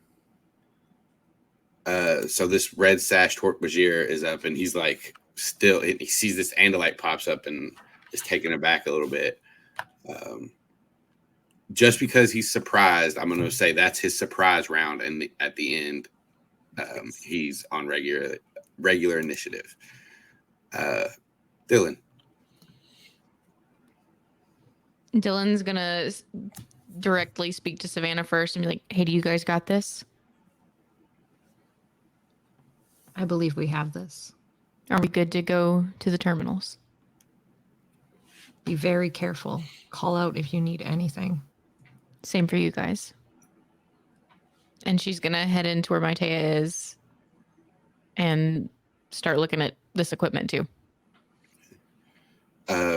Yeah, you move up to where she is. She says, "It looks like it's in disrepair, but if you need help, I can try to help you at least get it running for a little bit."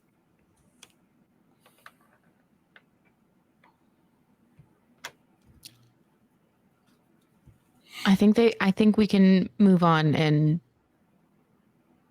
get things started inside. You're sure? Well, no, but yeah. Which building? Don't you know? Wait, what? I have an idea. I haven't seen in any of the buildings. If we took my guess, it would be the one that we're next to. All right, let's start there. You open the door and I will watch out for you. Okay. Yeah, she'll look out as you can try to move up to these doors. Now you will be moving into light, but there's the door. Yeah, she's gonna sort of like peek around and make sure that there's nobody that can see her first. Give me a perception check. Okay.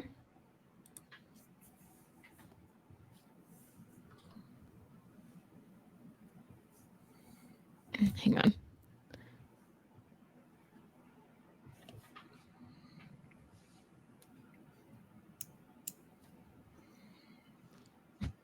I don't have a mouse, so trying to click around on the screen is making me angry. I can, if you need me to, I can hit it for you. Oh, you got it. With the 6, you peek one of your stock eyes around, look back and forth. It's a little disorienting because you're not used to them, but you're all right. But you don't see anything. Cool. If she doesn't see anything, then she's going to start trekking toward the door. All right. You get to the door. It looks to be a metal handle and a metal door, but this whole building isn't very, like, it's not, it's disheveled a little bit. It's not fully up to code. It's not fixed up or anything like that. Is it like an old construction trailer, or is it like a wood structure? The one that you're at it seems to be like a construction trailer that was put here permanently and kind of built onto. The other side looks like just kind of like a beat up wood shack it has a second floor on it. That's janky as hell. All right. Did one of my relatives construct this? Okay. She's gonna grab the handle, and is there like a window on the door or anything? There are windows next to the door on each side. Yeah, I'm super peeking in there. Yeah, as you like get up here, grab the door handle and peek in, you do see a guy sitting inside at a desk, but he seems to be looking at like down at the computer that he's on. Okay. She's gonna speak to Mytaya and say, "Hey, there's one person in here at a table. He hasn't seen me yet." And then she's gonna like give Mytaya perfect directions right into that. I will dispatch him. No Non-lethally. killing. Non-lethally. Okay. And then I'm gonna hold my next action till it's Mytaya's turn. Okay. I think it is Savannah's turn now, but I can't find the turn order. There it is. Yeah, Savannah. Since that's how everything went down, the first thing she'll do is give Cameron the go order. So he takes the rest of his movement to basically half of it to get to the wall, the other half to go over or through the fence. So he'll be right here. And I'll just put another body in his face. He'll use the rest of his action to get right beside the Hork-Bajir. And he just lets out a bear roar behind it. Ah. Adorable. And that was a free action. So now it's your turn. Great. Yeah, Savannah is going to move the same way like Cameron did. Get over there. What the hell is my movement? I've never played this game before in my life. Savannah can use her movement to get to the work bazaar, I believe, if I'm reading this blank space right. How much movement do you have? So basically, you use half your movement to get to the wall. The other half you have as you hit the wall. So you have 20 more feet once you get there. You have moved 40 feet if you need to charge, if that makes sense. Yes. Yeah. Yes, indeed. So I'm there. I've moved. I've gone through the wall. I'm right next to the Hork Bajir. Can I just bop him? Bop him on the head? Great. Roll it up. I will. Sorry, everybody. I'm doing this for informational purposes. I'm doing this for the gram. I'm doing it for the gram, kids. That's the other one. I have to do the other one. Hang on. Okay. This is my bad. Ignore everything. I mean, I think that was right. The first. I don't. If I use my charge, it has to be a gore attack, not. Oh, I see what you're saying. Mm-hmm. So what, you hit him with an inconvenient truth? Yeah. A really inconvenient truth. Hopefully in the form of an elephant trunk. As you run, you run through here and you go to swing your chunk down at him. He's going to use counterattack. Okay. And, that's so Yu-Gi-Oh of him. You don't have advantage or anything on that, do you? It's just regular. I don't see why I would. Okay, I was just making sure you didn't have anything in there. So unless he's just real surprised. Nope, he's already done being surprised. We haven't even gotten back to his turn yet. Technically, they're not surprised any longer at the end of their turn. Technically, your rules are terrible and I hate them and you should do mine. All right, next time. But he is going to counterattack you. So as you swing your trunk, he lifts up his forearm blade and digs it into your trunk and moves it to the side and then swings with you with his other forearm blade. So does a 21 hit? Let me double check. Yeah. You take 7 piercing damage. You guys remember your will reserves. Are gonna My will to live is 0 today, Austin. Let's be real. Anything else, Savannah? I don't think so. Did he do his DC save to see if he's knocked prone? You have to hit, don't you? And hits it. Oh yeah, hits. So it didn't. Okay, gotcha. Nope, nothing else. All right. Where did it? I keep losing the turn order. I want to put it up here. Sounds Next like a up personal problem. is Mytaya, I'm going to swing that door open for her. and she runs right in and jumps over the desk. It's going to catch this guy unaware, so she's going to roll with advantage.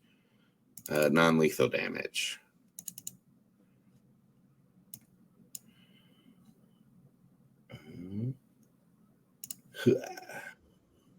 That's a crit. I don't know if you guys want to. Non-lethal nat 20. Non-lethal nat 20. It'll knock him out. That means that what you want to happen happens. Exactly. I'm gonna, you know what? Even stuff you didn't know you wanted to happen happens, because this guy's gonna get knocked out, but I'm also gonna open up this room so Dylan can see it like I was supposed to before. He falls into the door and knocks it open. Is that what happens? He falls and accidentally his fingers hit his password on his computer. He was already logged in. He's Yeah. been typing it in, and as he falls, he just hits the enter key. Yeah. And all his porn comes up. A Yeerk porn. At work? It's It's just just a like bunch of videos of blobs. worms. Yeah. They're all in the water and they're It's just just the earthworms wiggling. screensaver. It's just that screensaver of all like the lights coming together and then like bursting into all the different like. And then they all bounce around the screen and don't hit in the corner ever. Mytaya looks around after that. And she sees a door. She'll kind of point out here to you. And she moves over to that for the rest of her movement. That'll be her turn. Successful turn. Next up is the controllers. First, another controller pops out of this trailer near you guys. And he'll join next round. And then the rest of these controllers, 10, 15, 20, 25, 30. He gets here, Zac, and he has a shovel in his hand, and he tries to swing in this forklift to get you. So You're not going to tell me that's not with disadvantage. I was thinking about it, but I did say that like there's no doors there, so it's just like There's a wide no door, open but thing. there's still like a roll top cage. All right. High or low, Nate, on how I'll give him disadvantage, or what on whatever you call, I'll give him disadvantage on the other one I want. Hi.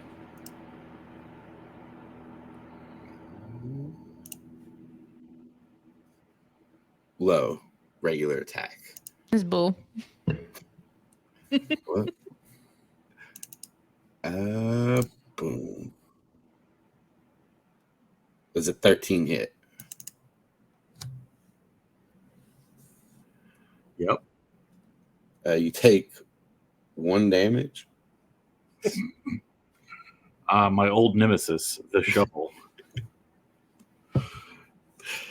I can't wait to hit him with the scoop on the front of this bulldozer. Like you hit me with your shovel. Oh, this is I'll hit him with mine. that's not a actually shovel. This is a shovel. Man, that's not a shovel. that's 3 damage, Nate. I'm sorry. Okay. It wasn't in there, right? Take that to my will reserve. Right? It goes to my will reserve? Is that how Yes. it works? But I also have HP for my morph. So Your temporary hit points? Or your tough morpher hit points? I don't know. I have it all added together. Well, shouldn't have did that. Oh, fuck. I'll have to sort think that you out have- later, folks. What do you have as tough morpher? How many ranks? I think I have 2 tough So morphers. that should be 15. So that's what your tough morpher hit point pool is. The second one will attack Aximili for a 10, which misses. Who else? This lady will use her action to move the bulldozer, reposition it towards you. That's her whole action.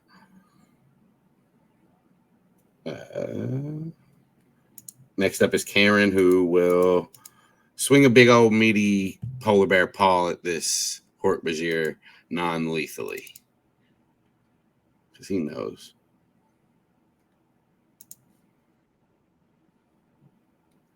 A 13 will miss. So he'll try to bite him.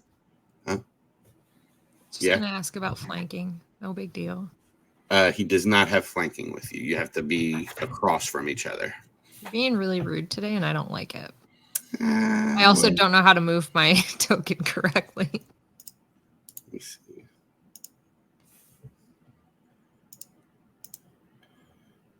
See if you can now.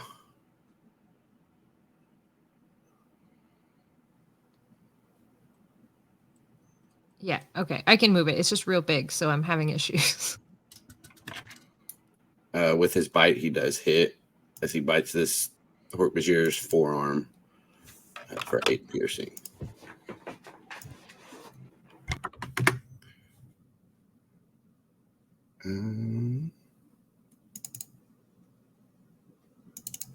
Next up is Max Tailblade, and you are on deck, Kombucha. Actually, Max is going to use. Let's see. Where's his sheet? Oh yeah, he's actually going to use knockout. So he gets to make an attack roll. We'll see if he hits. He does hit. So on a hit, no damage is taken. However, the target makes a Constitution save. On a fail, the target's knocked unconscious for 1 minute. So there's other ways to wake him up, but right now he is not unconscious. He just takes a staggering blow to the head and falls back a little bit with the flat side of the blade. Kombucha, Zac. Okay. I would like to spin the forklift. You said it's on treads, right? You can spin it. I don't know what it's really on. However, it's supposed to be. Bulldozer, sorry. I thought you said earlier it was on tank treads. Anyway, it doesn't matter, I guess. I'm going to spin it counterclockwise so that the shovel will smack this dude. That's your action to do, but yeah, you can do that. Yeah. And That's exactly what I want to do. Do I roll something? I think it's just going to hit him. He's just going to roll a Constitution save to see if he can take half damage on it or not. But it's going to be like, I'll say you can do 3d6 for that. I'd love to. And he'll roll a con save to take half. 12, above average.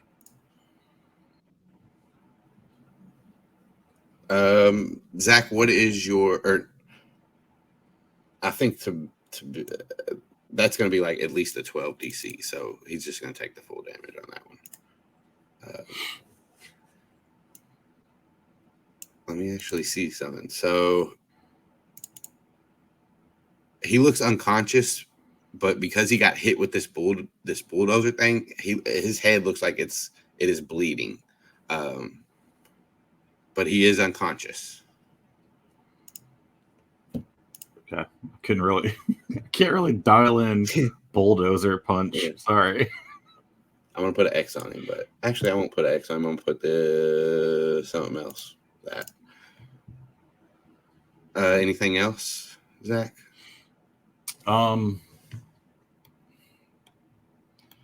Yeah, I'm just gonna jump out. I'll get back in this thing in a little bit. I don't need to be in it right now. You have your full move. Yeah, I've spun so that I'm facing this direction. I'm just gonna get up behind this guy. Okay. And I'm done. Next up is the red sashed Hork-Bajir. Seeing that he's got a big old elephant in his face and a polar bear, he's going to use Bladed Fury. So his tail comes up in the back and he like kind of spreads his arms and he just starts slashing at both of you. Make me a dexterity save, Savannah. Cameron as well.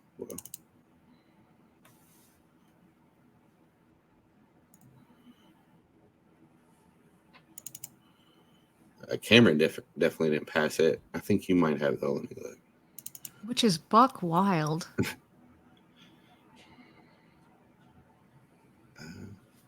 Well, it's dexterity though, not strength. So maybe that's might be why you rolled dexterity. But you were supposed to, yeah. I was just saying it's less wild because it's dexterity.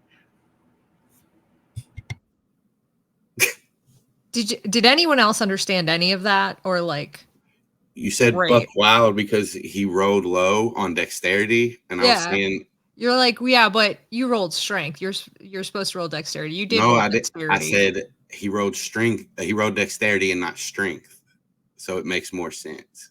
Oh no, it's just buck wild to me that like an elephant could dodge, but a polar bear couldn't. Oh, okay, I see what you're saying. The DC was 13, so you pass, so you only take half damage. Cool. Cameron will take the full. Well, that wasn't right. 13 slashing halved is 6 for you.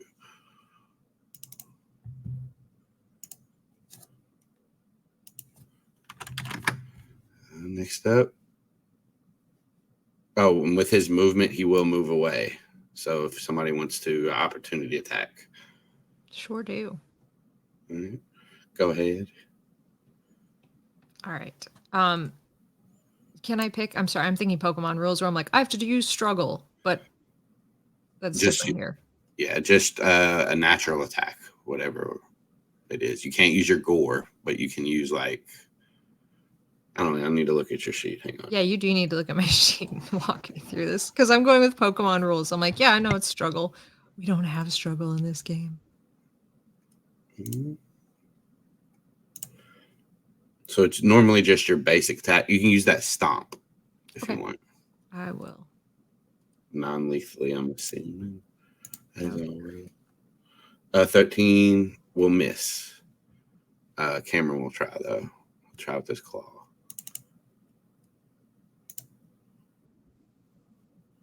A 9 will miss. So 5, 10, 15, 20, 25, 30. He'll get there. Mm-hmm. Next up is Dylan. Dylan's going to move to Mytaya and say, okay, where do we think this terminal is? Or is this the terminal? And she's going to point to the computer. Do not believe that is it. I just believe that's someone's computer. That makes sense. Okay. Same move, do you think? Yes, this time you charge in. Okay. So ready to open the door for Dylan's turn. Savannah. I'm going to follow that Hork-Bajir. And I don't want to be presumptuous, but I am going to catch him. Yep, and it'll be from your feet. Like, so if you needed more movement to get there. Like, I don't think I do. Okay. I was just saying the measurement from your feet is from your feet. So if you needed more than 20. I thought you thought I had some sort of FEAT feet that you were like, yeah, that's from your feet. And I was like, sure it is. Whatever you say, GM. But now I've got what you're saying. Feet, FEET. No, I have 40 feet of movement and he only had 30. So I think I'm good to go. Yep. Cool. Gonna go ahead and just try a gore attack here. I don't think you got a crit, but you got a hit for sure. Got a 18. hit, and that's with that movement. He has to do that DC save. All right. Roll up his damage while I do that. Okay, great. And just as a warning, someone read their character sheet in between here, and I will be attacking again. Is that strength save? I believe it is. Jeez, I'll look buddy. up at the gore. Yeah, it's a strength. So he does fall prone and takes 31 damage. Oh, that's the crit. So 21 damage. I need to move you for a second. Get out of my way for a minute. Your thing is too big. Your token's too big. He does fall to the ground, but like after you have like hit him, knocked him down, however you did, and the smoke clears, you see him shallow, like breathing slower, looking at you. Just he's still up there. Well, I am going to attack him again because I do get an extra attack. Oh, go ahead. Hang on. I'm going to try this one since he's on the ground. Okay. Oh, that couldn't have gone worse. Yeah, how do you try to hit him? Well, he's on the ground breathing shallowly, and this is a stomp, so I imagine I would take my massive foot and just try to kick him in a way. Like, she's trying to hit the head. She's trying to knock him out, not kill him. I'll say as you like come down and try to hit him, he rolls out of the way, and just as just one more little dig at you, he jams his elbow blade into your foot. Doesn't do any damage, just as like a fuck you to as he's going. I'm sorry, Dylan, I messed up. It is still your turn because it was on your turn where you asked her if it was like the same thing. So I didn't even let you take your turn. I just said she was waiting. Let's rewind all of that. We'll redo all of that. Take it from the top. Take it from the top. This guy's back up. So if you want to, she'll open the door for you just to save you from that. And you just looking into the hallway. Nobody in there. Okay. All right. But you can still kind of do what you want on your turn. I'll reveal this area for you. You do see 3 more doors in this hallway, one right to your left, 2 all the way down on each side. The first one is one directly on my left. Right. Okay. I mean, no, correct. You can't do this to a dyslexic person. I'm starting to think something's up with my mind and words too, because I'm getting mixed up a lot. Okay. All right. Are there windows in any of these doors? Because if so, I want to peek in. But if not, I'm going to start opening doors. Where you're at, you don't see any windows at this door or at the one directly beside you, but there is like a window into this door, and there's a window down here that you can see outside. Okay. All right. Cool. All right. Yeah, I'm gonna go to that door with the window and try and look in first. Okay. Yeah, your movement, you look down there, it just looks to be as you look in, it's just a room with a couch in it. And it looks like there's a TV on the other side, and I'll even reveal it for you. Okay. Nobody's in there. Cool. All right.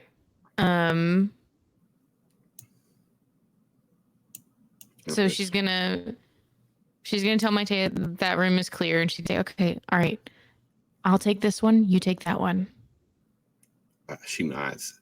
I'll say, you've just moved and looked as your move, so you still have your action if you want. Mm-hmm. Yeah, I'm going in that door. All right. You open it up, and inside you see a toilet and a shower, and a sink, and a drain in the middle of the floor. Cool. All right. Nice. It's a bathroom. Cool. No computer, no people. Let's do it.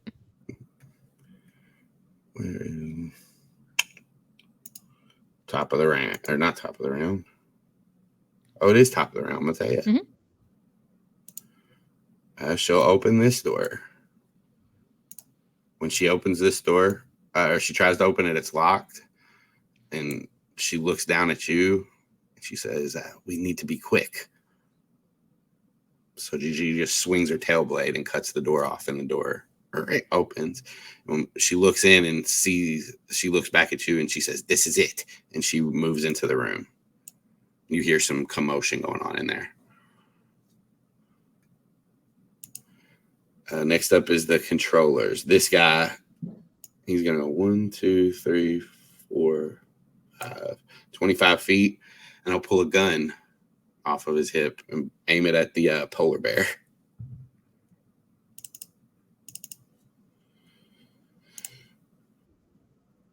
Mm, 13 will hit. For 6, as he takes What one kind more of shot. gun is it? A pistol. Yeah, but what caliber? I have no idea. The D6 or something. I'm just saying, it's like a 30% chance he's got something that'll even do anything against a polar bear. Oh. Well, he did something. He did 6. All right. Got a fucking walking around with a casool, I guess. He's got a Kosul, and he takes a second shot with it. Oh, that's the wrong one.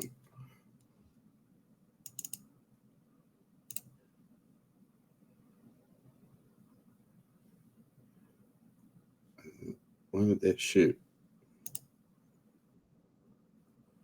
You do 10 pit points first, then we'll reserve, then I guess tough morpher you can throw in wherever you want. Your real hit points have to be last. And that's pretty much it. 20 will hit. For 12.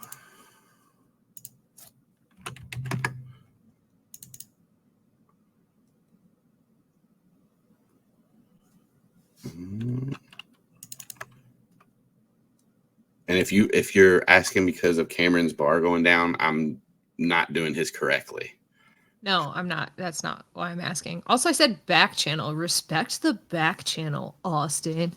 Well, I figured I was the only one who could answer, and I was. No, I figured other people knew. Because you said it before. It's just I didn't internalize it.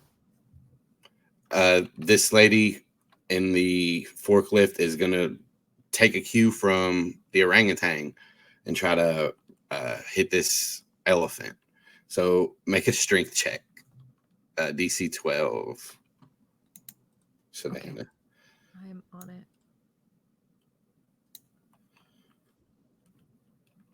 it. So you'll only take half damage. Okay. So that was way too many. Don't even look at that.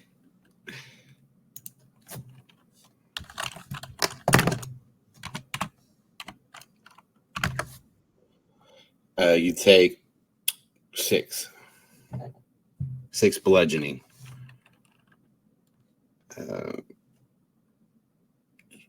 This guy in front with the orangutan and the Andalite surrounding him is going to just swing his. He'll swing at the Andalite. He'll swing his shovel at the Andalite. Miss. That's all he can do. This other guy will. The guy on the ground will push himself back up and pick his shovel back up. His name is Chumbawamba. Chumbawamba is back in the guy knocked out or a different guy? The guy that was knocked out, yes. He's up now. He's up now. Is he crit? He crit on his death save. He was dying. So that's kind of what you guys wanted, right? You do not respect the laws of non-lethal. He hit him with a bulldozer. That seems fine. He called non-lethal. You can't call it non-lethal on spells or bulldozers. I'm pretty sure if you call non-lethal, you're good to go in any situation. Nope. Your Honor, I called non-lethal. No, Exactly. That's what I but told the judge, and I got off. It was fine. Yeah, court of law. Mm-hmm. This pleases the court. Although My dad's a now judge, I'm thinking and about it, it may have been your dad who was my judge. no, he would never go against me. He knows what I would do if he did. What would you do? Not eat cherry delight on Christmas. The polar bear is gonna barrel towards the guy with the gun.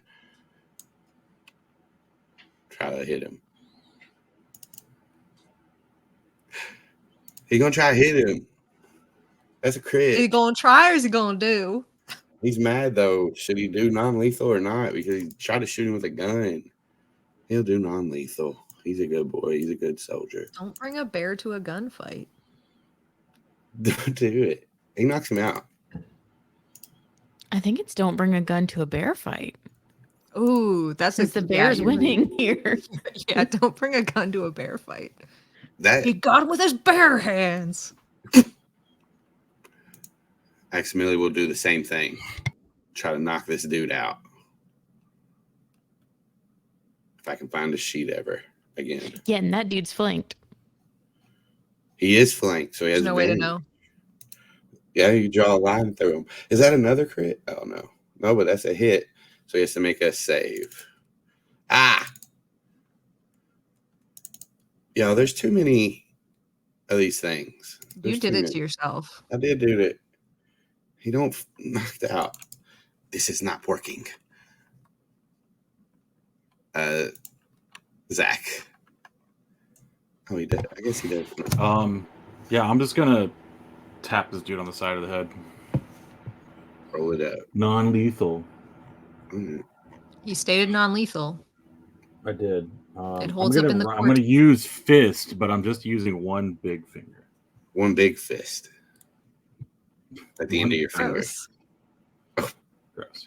I hate everything all of you just said. This is 12. A 23 will hit. Yeah, flanking. Okay. Oh, it's flanking. So 23 hits. You want me to roll that damage? Yeah, roll some damage up. Bat. 11 to the dome. 11 to the dome. This guy falls forward and like grips the back of his head and stands up and he's just like, ow! But he's still up. That's not enough. That's not enough. Fine, I'll hit him again. Do it.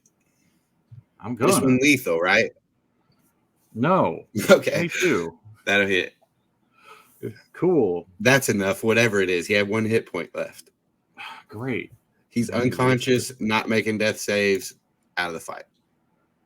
Great. I'm gonna walk back over here to this guy. And wait. The red sash Torque Bajir.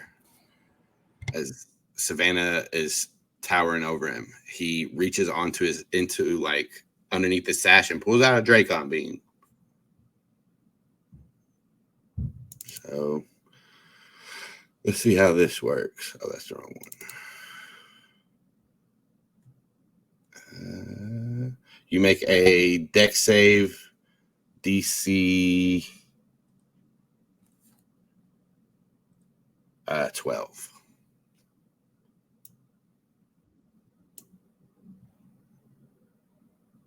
A 4, so you'll take full damage. Mm-hmm.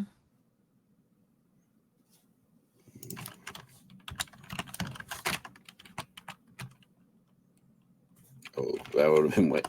I accidentally typed 33 d6 instead of 3. That's unfair. I will not take 33 d6s of damage.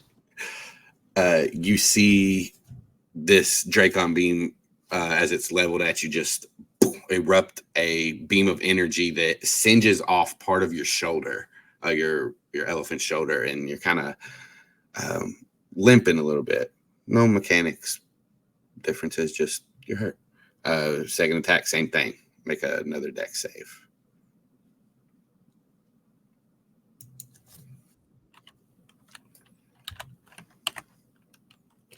That'll fail. So 13 more, and he just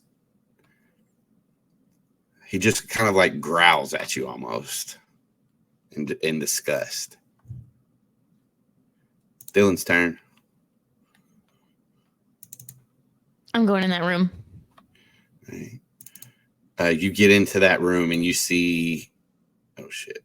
Sorry, you need something. I hit a thing I didn't Oh mean god! to. You get into the room and you see Mytaya, in like a lockup with this human. Just her Andalite body and his human arms, like they're just locked together, struggling as you come in. I'm gonna run forward and try to smack him with my tail. Okay, roll it up. Non-lethal. Okay, is what I'm trying for. Where? There we go. now when you crit 20, what you want to happen happens. What happens when you crit 1? What you want to happen happens. What you want to happen opposite. No. I'm gonna say, Dylan, as you come in and you are swinging your tail blade, you're trying to turn it to where the flat side hits him, but he's gonna get some razor. So roll some damage. I don't want to. How?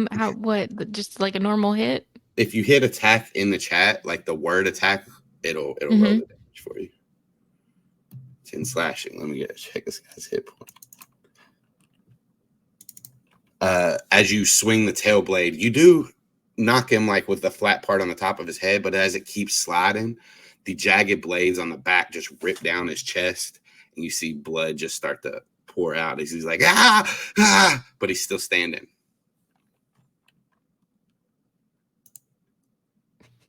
Mytaya, she's just like, sorry, I don't know how to use this yet.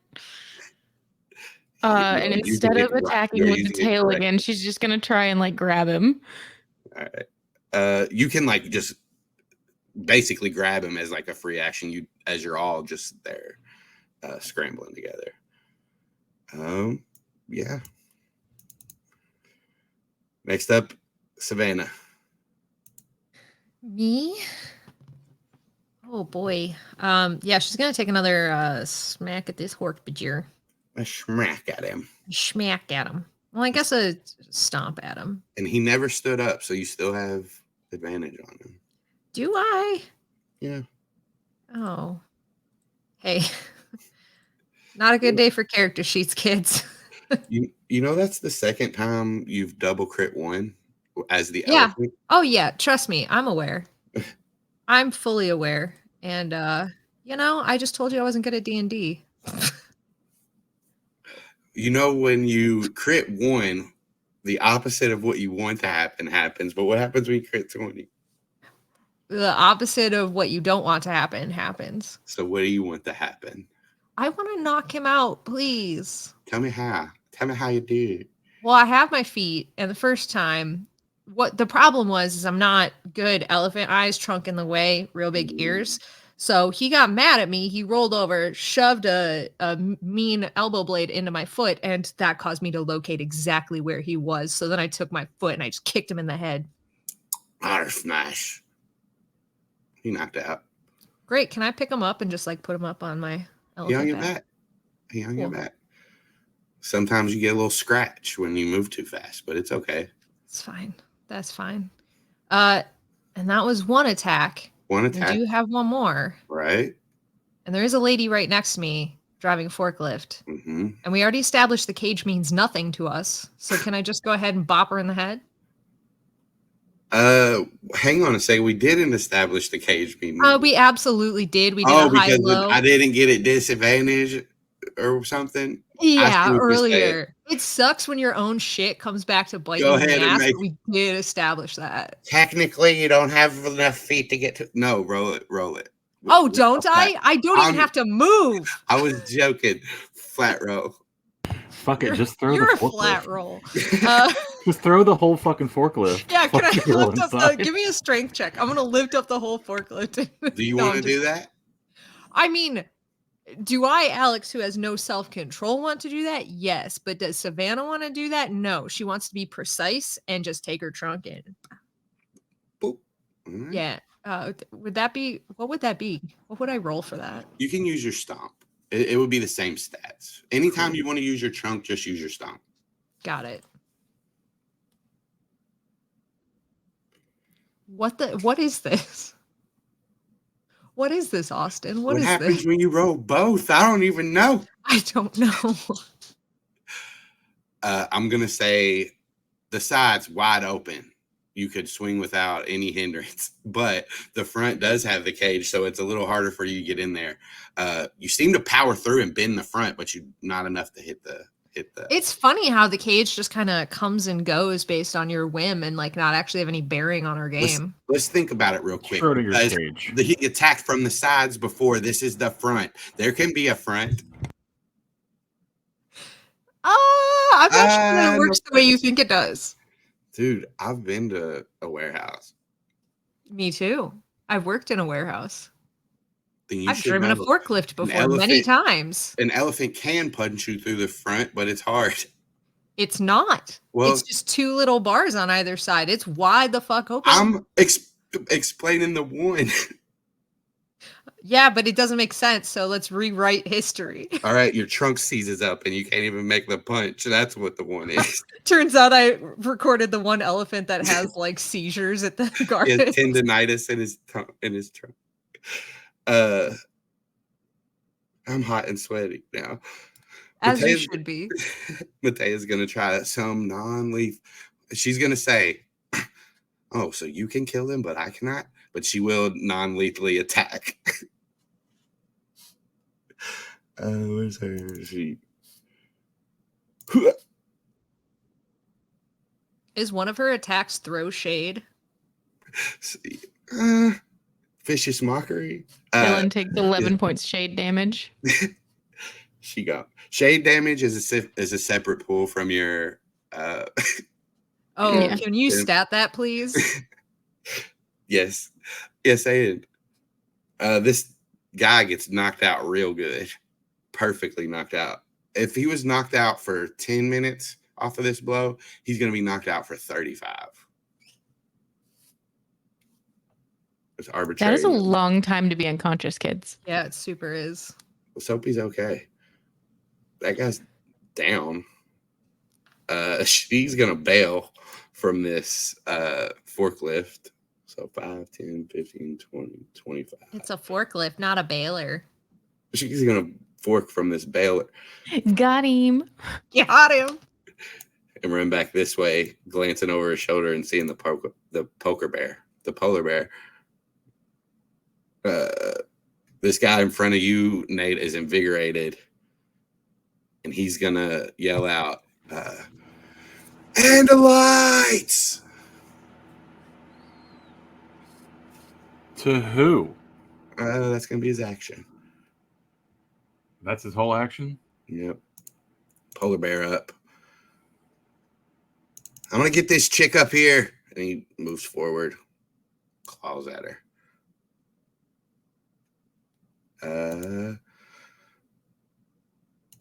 Zac, I'm going to say Max is just going to chill on his turn and kind of look around if you want to try, if you want to go for that. Yeah. Talking's a free action, right? Yes. Can I at this point go, Maximilian, if you have a moment, you should come record this work vision.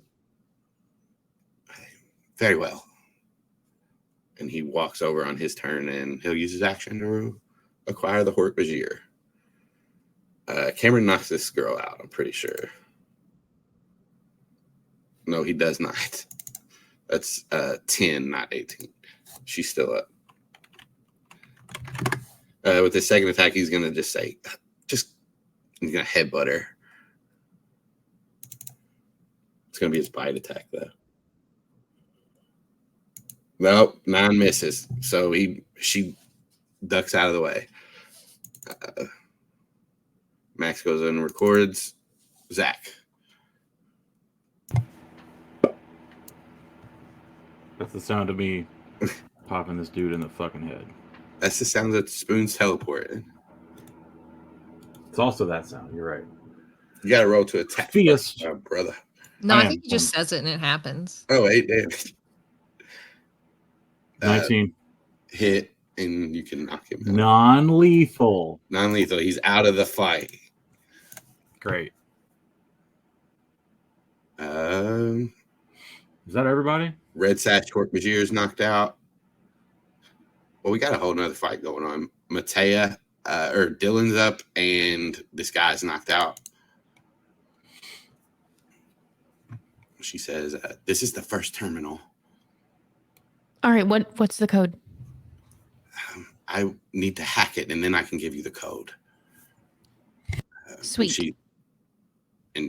She'll like move up to the terminal.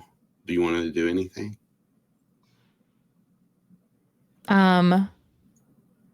Yeah, Dylan's gonna thought speak to the group and be like, "Hey, how are we doing out there?" Relatively well. We have one person left up, and I have the Hork-Fisher unconscious at this moment. Perfect. And then she's gonna go take a look at that terminal and see what she can do. Yeah. All right. Into the round, Savannah. Yes. Hang on, I gotta use my yardstick. This is a little dicey getting around here, but I think Savannah will just Get it. You push the forklift out of your way. I push the forklift. I just roll the forklift over out of my way. I can get question. Is this close enough for an attack? Yeah. I think this is where I can get to. Okay. Then I'll help So- Cameron out. You just for future reference, you track your movement from your token's feet, but That's you what I can did. attack. You can attack from any square that's 5 feet of your whole square. Does that make sense? So, like, Okay, even the I'll roll top with of it. the top of your head, this is 5 feet. This is Oh, 5 feet. sure. So yeah, somewhere right over there is where I could get to with 40 feet. So even if I'm like conservatively that far away, I think I can still reach. Yeah. And accidentally took Cameron's health down, not hers. So I'm gonna put that back. That was rude of you. And I'm gonna try to help Cameron and try to give her just like a bop on the head. 15 will hit. And she has 1 hit point, so It's okay. I'll roll. Don't worry. holy Non-lethal, shit. Yeah, she got a little bump that comes up off her head. like a cartoon. Yeah. Anything else? Anything you want to say, dude? I think now that she's down, it's just going to be everybody out here that we can see is out right now. We should head to the building and see if we can assist Mytaya and Dylan.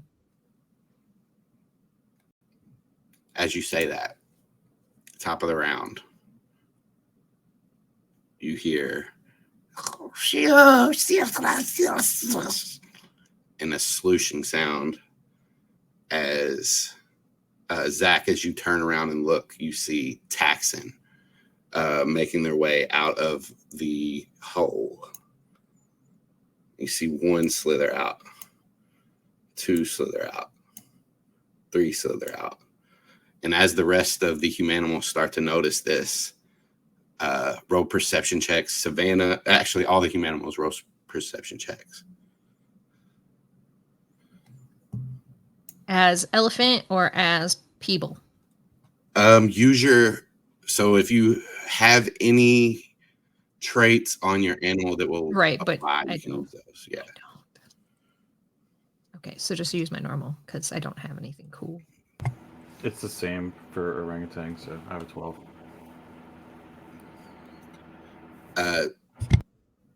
Dylan, as you're watching this Mytaya hack into this terminal, she stops for a second and looks at you, and you see her eyes do that little half smile, Andalite smile, and she says, "There may be more here that you all will be interested in. Apparently, there's a pool full of Yeerks being held here. I can access their the Kandrona controls from here. And as you sit with that, Dylan, I'll just say, Zac, you're focused on these Taxons, but Savannah, you see movement out of the corner of your elephant eye in front of you. And as you like turn to look, you see some behind you as well, as from the trees around the perimeter, more Hork-Bajir drop into the construction site. And as these Taxon growl and these Hork-Bajir land and wield all their blades all over their body, we got a fight on our hands.